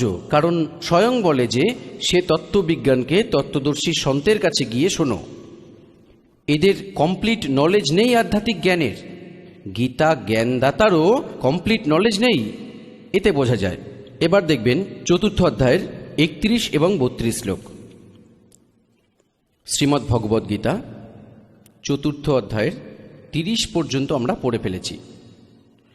31-এ শুধু এটুকু বলেছে যে হে কুরুশ্রেষ্ঠ অর্জুন, যজ্ঞ থেকে বাছা অমৃতের অনুভবকারী যোগীজন, অর্থাৎ শাস্ত্রানুকূল সাধনাকারী সনাতনম ব্রহ্ম জানতি, অর্থাৎ গীতা জ্ঞান দাতার চেয়ে অন্য কেউ সনাতন ব্রহ্ম অবিনাশী পরমাত্মাকে প্রাপ্ত হন যজ্ঞ না করা পুরুষ। তার জন্য তো এই মনুষ্য লোকই সুখদায়ক নয়, তো পরলোক কিভাবে সুখদায়ক হবে। এবার 32-এ 4th অধ্যায়ের এই 32 নম্বর শ্লোকে ওনারা এখানে গড়বড় করেছেন। এবং বহুবিধা যজ্ঞা বিততা ব্রহ্মণ মুখে। তারা এই ব্রহ্মণে মুখে কথার অর্থ এখানে ভুল করেছেন। এইভাবে আরও বহু ধরনের যজ্ঞ মানে ধার্মিক অনুষ্ঠানের জানকারী ব্রহ্মণে মুখে এর অর্থ করে দিয়েছেন বেদের বাণী, এটা ভুল করেছেন। এ অবধি তো হলো। এবার দেখো ব্রহ্মণে এর অর্থ আমরা দেখি এর দ্বারাই 17 অধ্যায়ের 23 নম্বর শ্লোকে। পুণ্যাত্মাগণ, এখানে দেখবেন এই অধ্যায় নম্বর, এই 17 অধ্যায় অধ্যায় নম্বর 17, 23 নম্বর শ্লোক শ্রীমদ্ ভগবদ্গীতার। ওং তৎ সৎ ইতি নির্দেশ ব্রহ্মণ ত্রিবিধ স্মৃত। এবার এখানে ওং ওং তৎ তৎ সৎ সৎ ইতি মানে এমন, ত্রিবিধ তিন প্রকার, ব্রহ্মণ মানে সচ্চিদানন্দ ঘন ব্রহ্মের নাম কোথায়? ব্রহ্মণ মানে সচ্চিদানন্দ ঘন ব্রহ্ম, অর্থাৎ পরমক্ষর ব্রহ্ম, পূর্ণ পরমাত্মা, সচ্চিদানন্দ ঘন ব্রহ্ম। এবার আমরা ফের আসি চতুর্থ অধ্যায়ের 32 নম্বর শ্লোকে। চতুর্থ অধ্যায়ের এই 32 নম্বর শ্লোক। এবার আমরা এটির অনুবাদ এখানে এভাবে করব, এইভাবে আরও অনেক ধরনের যজ্ঞ সচ্চিদানন্দ ঘন ব্রহ্মের বাণীতে, ব্যাস সহজ অর্থ হয়ে গেল, বিস্তারিত বলা হয়েছে। এরা বলে বেদের বাণীতে, আর বেদের জ্ঞান তো গীতাতেই গীতা জ্ঞানদাতা দিয়েই দিয়েছেন, বিস্তারিত বলা হয়েছে। সে সবকে কর্ম জানো, অর্থাৎ কাজ করতে করতে চলতে চলতে সিদ্ধ হওয়া, এইভাবে তত্ত্বের মাধ্যমে জেনে তার অনুষ্ঠান দ্বারা তুমি কর্মবন্ধন থেকে সম্পূর্ণ মুক্ত হয়ে যাবে। আর 33-এ এটা বলা হয়েছে যে শ্রেয়ান দ্রব্যম ইয়াত যজ্ঞাত জ্ঞান যজ্ঞ পরন্তপ সর্বম কর্ম অখিলম পার্থ জ্ঞানে পরিসমাপতে। এর অর্থ হল অজ্ঞানতা বশত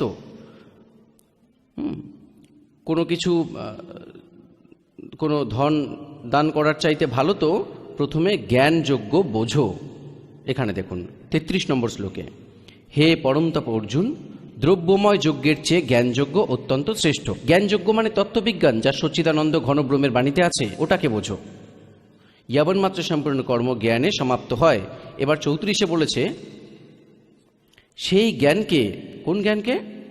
যা সচ্চিদানন্দ ঘনব্রহ্মের বাণীতে বিস্তারিত বলা হয়েছে, তা তত্ত্ববিজ্ঞান। চতুর্থ অধ্যায়ের 32 নম্বর শ্লোকে। এবার চতুর্থ অধ্যায়ের 34 নম্বর শ্লোকে সেই তত্ত্ববিজ্ঞানের জানকারী।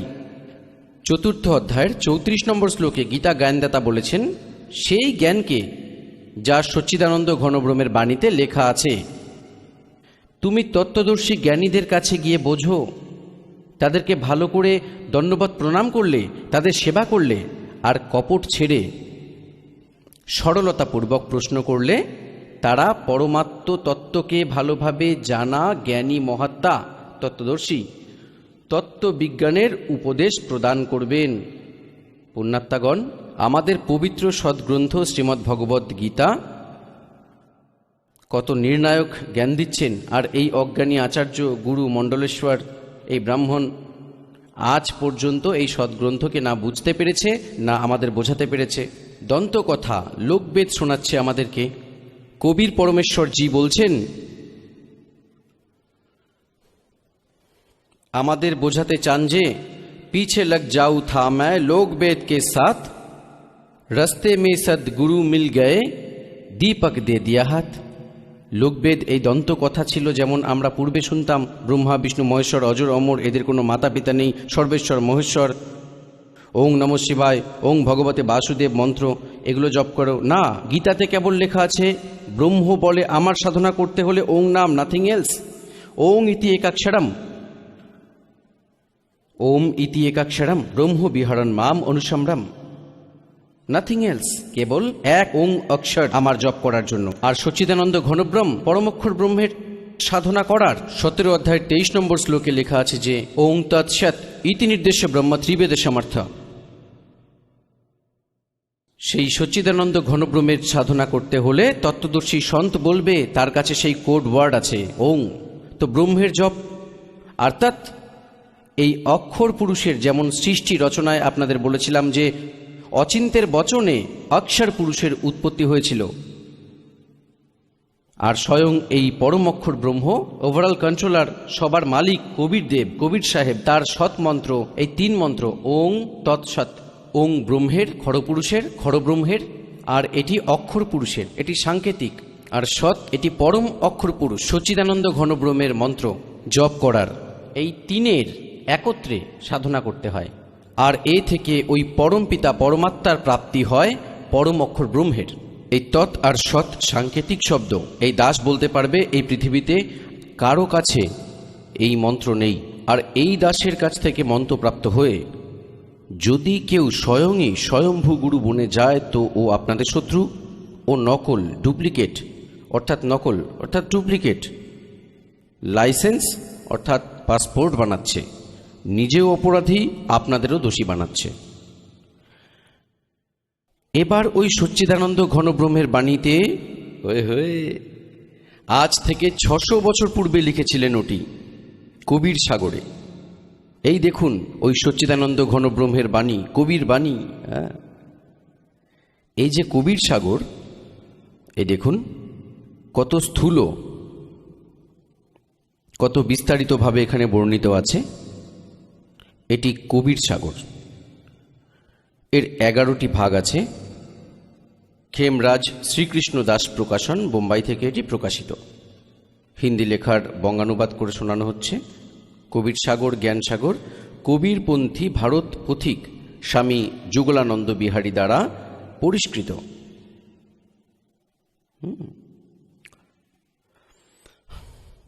মুদ্রক এবং প্রকাশক খেমরাজ শ্রীকৃষ্ণ দাস, অধ্যক্ষ শ্রী বেঙ্কটেশ্বর প্রেস, খেমরাজ শ্রীকৃষ্ণ দাস মার্গ, মুম্বাই। এবার এতে দেখাচ্ছি আপনাদের। এবার দেখবেন পৃষ্ঠা নম্বর, এটি হলো জ্ঞানবোধ, কবির সাগরে জ্ঞানবোধ, 20 নম্বর পৃষ্ঠায় জ্ঞানবোধ। আর এদিকে আছে বোধ সাগর, জ্ঞান সাগরে বোধ সাগর। এই 21 পৃষ্ঠায় পরমাত্মা কবির সাহেব আপন প্রিয় পাত্র ধর্মদাসকে বলেন, ধর্মদাস ये जग बोराना कोई न जाने पद निर्वाणा। निर्वाण पद माने मुख्य मार्ग। धर्मदास ये जग बोराना कोई न जाने पद निर्वाणा। यही कारण मैं कथा पसारा यज्ञ से कहियो रामनियारा। এই নাম ভুল করে লেখা আছে, মিসপ্রিন্ট। यही ज्ञान जग जीव सुनाओ सब जीवों का भरम नशाओ।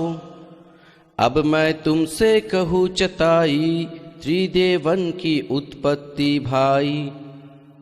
3 দেবতা ব্রহ্মা বিষ্ণু মহেশ্বরের জন্ম বলছি কিভাবে হলো। कुछ संक्षेप कहूँ गहराई सब संशय तुम्हारे मिट जाए। भरम गए जग वेद पुराना आदि राम का भेद न जाना। এটা রাম হবে। राम राम सब जगत बखाने आदि राम कोई बिरला जाने। এই কবিরপন্থীও বিচলিত ছিলেন, ইনিও বুঝতে পারেননি পরমাত্মাকে। এখানে কিছু মিসপ্রিন্ট করে ফেলেছেন, নিজেদের ভাবনা থেকে ভুল করে ফেলেছেন। তার জন্য গ্রীবদাস সাহেবজিকে পরমাত্মা সেই জ্ঞান দিয়ে একে সুচারু করিয়েছেন। এখান থেকে স্পষ্ট যে রাম রাম সব কহে, আদি রাম মানে সনাতন পরমাত্মার সচ্চিদানন্দ ঘনব্রহ্মকে বলে, কই বিড়লা জানে। রাম রাম সব জগৎ বখানে আদি রাম কই বিড়লা জানে। জ্ঞানী শুনো সো হৃদয় লাগাই মূর্খ শুনে সো গম্য ন পাই। কি বলছে যে আমি বলতে চলেছি ব্রহ্মা বিষ্ণু মহেশের মাতা পিতা কে, বুদ্ধিমান হলে সে বুঝে যাবে প্রমাণগুলো দেখে, আর মূর্খ মান্য করবে না, ওদের তো অভ্যেসই বকবক করা। মা अष्टांगी पिता निरंजन ये जमदारन वंशन अंजन। पहले की किन निरंजन राई पीछे से माया उपगाई। माया रूप देखो अति शोभा देव निरंजन तन मन लोभा। कामदेव धर्म राय सताए देवी को तुरंत धर खाए। पेट से देवी करी पुकारी हे साहिब मेरी करो उभारी। पेट से देवी करी पुकारी साहिब मेरी करो उभारी। टेर सुनी सदगुरु तह आए अष्टांगी की बंध छड़ाए। এখানের বাস্তবিকতা হলো যে টের শুনি তাহা হাম আয়, পরমাত্মা বলছেন অষ্টাঙ্গী কি বন্ধ ছড়ায়। এবার 22 পৃষ্ঠায় জ্ঞানবোধ, কবির সাগর, জ্ঞানবোধ। धर्म राय को हिकमत किन्ना नखरे खासे भग कर लिन्हा। বলছে জ্ঞান কাল দেবী দুর্গার সাথে মিলনে রত হলেন। ধর্মরায় করে ভোগ বিলাসা মায়া কো রহি তব আশা। অর্থাৎ দুর্গা গর্ভবতী হন। 3 পুত্র অষ্টাঙ্গী যায় ব্রহ্মা বিষ্ণু শিব নাম ধরায়। 3 পুত্র অষ্টাঙ্গী যায় দুর্গা জন্ম দেন শিব অর্থাৎ কালের সহযোগিতায়, আর ব্রহ্মা বিষ্ণু শিব নাম ধরায়। 3 দেব বিস্তার চলাবে ইনমে ये जग धोखा खावे। आहा पुरुष गम कैसे के पावे काल निरंजन जग भरमावे। 3 लोक अपने सुत दिन्हा शून्य निरंजन वासालिन्हा। নিজ 3 পুত্রকে 3 লোকের দায়িত্ব দিয়ে পৃথিবী পাতাল আর স্বর্গের, আর স্বয়ং বলছে উপর শূন্যে বসে আছেন। শূন্য মানে উপরে, যেখানে আর কেউ থাকবে না, মোক্ষম স্থানে, যেখানে তিনি 3 রূপ সৃষ্টি করে 3টি স্থান বানিয়ে রেখেছেন। 3 দেব সো উনকো ধাবে নিরঞ্জন কা वो पार না পাবে। ব্রহ্মা বিষ্ণু মহেশের নিজ পিতারও প্রাপ্তি হয়নি, তাই তারা ওনাকে নিরাকার বলছেন। अलख निरंजन बड़बट पारा 3 लोक जीव करे आहारा। ब्रह्म विष्णु शिव ने ही बचाए सकल खाए पुन धुर उड़ाए। 3 के सुत है तीनों देवा अंधर जीव करत है सेवा। এবার পরমাত্মা কি বলছেন যে এই দুর্গা আর কালের 3 পুত্র রজগুণ ব্রহ্মা, সত্যগুণ বিষ্ণু আর তমগুণ শিব, আর অন্ধ জীব এদেরই পূজা করেন। অন্ধ মানে জ্ঞানহীন প্রাণী, তারা এদেরই সর্বেশ্বর মেনে এদের পুজো করেন। এবার দেখুন, 3 के सुत है तीनों देवा अंधर जीव करत है सेवा। সেবা মানে পূজা। এরা অন্ধ, জ্ঞানহীন, তত্ত্বজ্ঞানহীন প্রাণী। এরা কালের 3 পুত্রের পুজো করেন। अकल पुरुष काहू नहीं चिन्हा काल पाए सब ही गए लिन्हा। 3 देव असुर अवतारा ताको वजे सकल संसारा। বলছে এই 3 দেবতা ব্রহ্মা বিষ্ণু মহেশ আর অসুর আর অবতার, আর এদেরই অবতার তাকো ভজে সকল সংসারা। 3 गुण का ये विस्तारा धर्मदास मैं कहूँ पुकारा। এবার পরমেশ্বর কবিরজি বলছেন, गुण तीनों की भक्ति में भूल पड़ो संसार कहे कबीर निज नाम बिन कैसे उतरे पार। এবার পরমাত্মা বলছেন 3 गुणों की ये विस्तारा, रजगुण ब्रह्मा, सत्वगुण विष्णु, तमोगुण शिव। गुण तीनों की भक्ति में भूल पड़ो संसार कहे कबीर निज नाम बिन कैसे उतरे पार। নিজ রাম বিন নাম নয়। তো পুণ্যাত্মাগণ, এই কনসেপ্ট আরও ক্লিয়ার করতে হবে রজগুণ ব্রহ্মা, সদ্গুণ বিষ্ণু, তমগুণ শিবজি। আর গীতার কিছুটা ভেদ আপনাদের দেব। গীতাতে এইভাবেই বর্ণিত আছে এই 3 জনের জন্মের কথা। এই দেখুন, মার্কেন্ডেয় পুরাণে এই 3 গুণ গীতা দেখাচ্ছি। এটি মার্কেন্ডেয় পুরাণ, গীতা প্রেস, গোরক্ষপুর থেকে প্রকাশিত।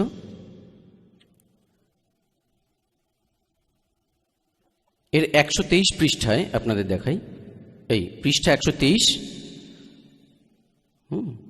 আর এখানে দেখবেন মার্কেন্ডেয়জি বলছেন, এখানে আমরা আসছি, এইভাবে স্বয়ম্ভু পরমাত্মার 3 অবস্থা হয়। রজগুণ প্রধান ব্রহ্মা, তমগুণ প্রধান রুদ্র, আর সত্যগুণ প্রধান বিশ্বপালক বিষ্ণু। এই 3 দেবতা আর এটি 3 গুণ। আহা, কি সুন্দর স্পষ্টভাবে ক্লিয়ার হয়ে গেল। আরও ক্লিয়ার করি, কারণ যতক্ষণ এই কনসেপ্ট ক্লিয়ার হবে না যে রজগুণ ব্রহ্মা, সদ্গুণ বিষ্ণু, তমগুণ শিবজি, ততক্ষণ এ কথা প্রমাণ হবে না। कि गुण तीनों की भक्ति में ये भूल पड़ो संसारे कहे कबीर निज नाम बिन्हा कैसे उतरो पार। এটি শ্রীমদ দেবী ভাগবত হিন্দি টিকা সহিত প্রথম ভাগ। আর এটি কোথা থেকে প্রকাশিত? অথ দেবী ভাগবতম সভাষ্টিকং সমহাত্মাং। এটি খেমরাজ শ্রীকৃষ্ণদাস প্রকাশন, মুম্বাই 4, এখান থেকে প্রকাশিত। এবার এখানে আসি এর 3য় স্কন্ধে। অথ শ্রীমদ দেবী ভাগবতে ভাষা টিকাযুক্ত 3য় স্কন্ধ প্রারম্ভতে। এবার 3য় স্কন্ধ প্রারম্ভ হয় এতে পৃষ্ঠা নম্বর 11-তে, এটি 11 পৃষ্ঠা, আর ভাষা টিকাযুক্ত তৃতীয় স্কন্ধ অধ্যায় 5, আর এটি মন্ত্র নম্বর 8-এ, এই 7-এ সমাপ্ত হয়ে 8 প্রারম্ভ। ভগবান শঙ্কর নিজ মাতা দুর্গাকে বলছেন, হে মাতা, যদি আমাদের উপর সদা আপনি দয়াযুক্ত হন, তাহলে আমাকে তমগুণে কিভাবে জন্ম দিয়ে আর ব্রহ্মা রজগুণ আর হরি সৎগুণ যুক্ত কেন করলেন? আর এখানে দেখুন, এটা সংস্কৃত, এখানে 7 শেষ হয়ে যায়, 8 শুরু হলো। यदि दर्दमना न सदा अंबिके कथम एहन विहितश्च। अहम মানে আমি কিভাবে বানিয়ে দিয়েছি, তমগুণ, তমগুণ। আর কমল যায় পদ্ম ফুল থেকে উৎপন্ন ব্রহ্মাজিকে রজগুণ সম্ভাব্য রজগুণ করলেন। সুবিহিত কিমু সতগুণ হরি, আর বিষ্ণুকে আপনারা সত্যগুণ কেন বানালেন? আপনাদের শ্রীমদ দেবী ভাগবতে এটা স্পষ্ট ক্লিয়ার হয়ে গেল, আর শ্রী শিব পুরাণে স্পষ্ট হয়ে গেল যে প্রকৃতি আর প্রধান দেবী দুর্গাকে বলা হয়। আর 3 গুণ, রজগুণ ব্রহ্মা, সত্যগুণ বিষ্ণু, তমগুণ শিব। তো এবার আপনাদের শ্রীমদ্ ভগবদ গীতায় দেখাই প্রকৃতি দুর্গা আর এই কালরূপী ব্রহ্ম, যা গীতা বলছে শ্রীকৃষ্ণে প্রবেশ করে, এই দুজনের সহযোগে এই 3 গুণ, রজগুণ ব্রহ্মা, সত্যগুণ বিষ্ণু, তমগুণ শিবজির উৎপত্তি হয়। দেখুন, কেননা শ্রীমদ্ ভগবদ গীতা দেখাই, শ্রীমদ্ ভগবদ গীতায় আপনাদের দেখাই এই 14 অধ্যায়ের, এই দেখবেন অধ্যায় 14, 3, 4, 5, এটা 3। হে অর্জুন, আমার মহৎ ব্রহ্মরূপ মূল প্রকৃতি, প্রকৃতি তো দুর্গা, সকল প্রাণীর ভূত অর্থাৎ প্রাণীর যোনি অর্থাৎ গর্ভাবস্থান, ম্যায় অর্থাৎ আমি, সেই যোনিতে চেতন সমুদায় রূপ গর্ভকে স্থাপন করি। সেই জড়চেতনের সংযোগে সব প্রাণীর উৎপত্তি, সর্বভূতের উৎপত্তি হয়। 4, হে অর্জুন, নানা ধরনের সব যোনিতে অর্থাৎ শরীরে যত মূর্তি অর্থাৎ শরীরধারী প্রাণীর উৎপত্তি হয়, প্রকৃতি, প্রকৃতি তো ওদের গর্ভধারিণী মাতা, ওদের সবার, দুর্গা তো ওদের মাতা, আমি বীজ স্থাপনকারী পিতা। পরে দেখুন 5, হে অর্জুন, সত্যগুণ বিষ্ণু, রজগুণ ব্রহ্মা, তমগুণ শঙ্কর, এরা প্রকৃতি থেকে উৎপন্ন 3 গুণ অর্থাৎ 3 দেবতা। অবিনাশী জীবাত্মাকে শরীরে বাঁধেন, অর্থাৎ কর্ম অনুসারে এই 3 রজগুণে ব্রহ্মা, সত্যগুণে বিষ্ণু, তমগুণে শিবজি, এরা দুর্গার থেকে জন্মায়, এদের জন্ম হয়। আর কর্ম অনুসার শরীরে অর্থাৎ কর্মদণ্ডের মাধ্যমে আমাদের এখানে রাখেন। ভক্তবৃন্দ, পরমাত্মা বলতেন যে আমার কথা, এই দুনিয়া আজব দিবানি, মেরি কহি এক না মানি। কি বলতেন পরমাত্মা? নিরঞ্জন দন তেরা দরবার, নিরঞ্জন দন তেরা দরবার, जहाँ पर तनक नानय বিচার। কবির পরমেশ্বর পরম ব্রহ্ম, পরম পূজ্য কবির পরমেশ্বর জি 600 বছর পূর্বে বলেন যে কাল তেরা নাশ যাইও, তুই কেমন জুলুম করে রেখেছিস। এই জ্যোতি নিরঞ্জনকে বলতেন যে এই ত্রিলোকে একটুকুও ন্যায় নেই, তুই সবাইকে ভ্রমিত করে রেখেছিস, সবাইকে মিথ্যে কপটের আধারে আটকে রেখেছিস, আর এই মিথ্যে গুরুদের মিথ্যে জ্ঞান তুই জনতার অন্তঃকরণে ভরে দিলি। আর এই ভোলি জনতা এই মিথ্যেকে সত্যি মানে, আর আমাকেই মানে না। निरंजन धन तेरा दरबार, निरंजन धन तेरा दरबार, जहाँ पर तनिक न न्याय विचार। वैसा ओढ़े मुल मुल खासा, गल मोतियों के आर। वैसा ओढ़े मुल मुल खासा, गल मोतियों के हार। पति भरता को मिले न खादी, ये सूखा निरस आहार। निरंजन धन तेरा दरबार, निरंजन धन तेरा दरबार, जहाँ पर तनिक न न्याय विचार। पाखंडियों की पूजा जग में, संत को कहे लबाड़े। पाखंडी की पूजा जग में, संत को कहे लबाड़े। अज्ञानी को परम विवेकी, और ज्ञानी को मूढ़ गंवार। निरंजन धन तेरा दरबार, निरंजन धन तेरा दरबार, जहाँ पर तनिक न न्याय विचार। कहे कबीर सुनो भाई साधो, या सब उल्टा व्यवहार। कहे कबीर सुनो भाई साधो, या सब उल्टा व्यवहार।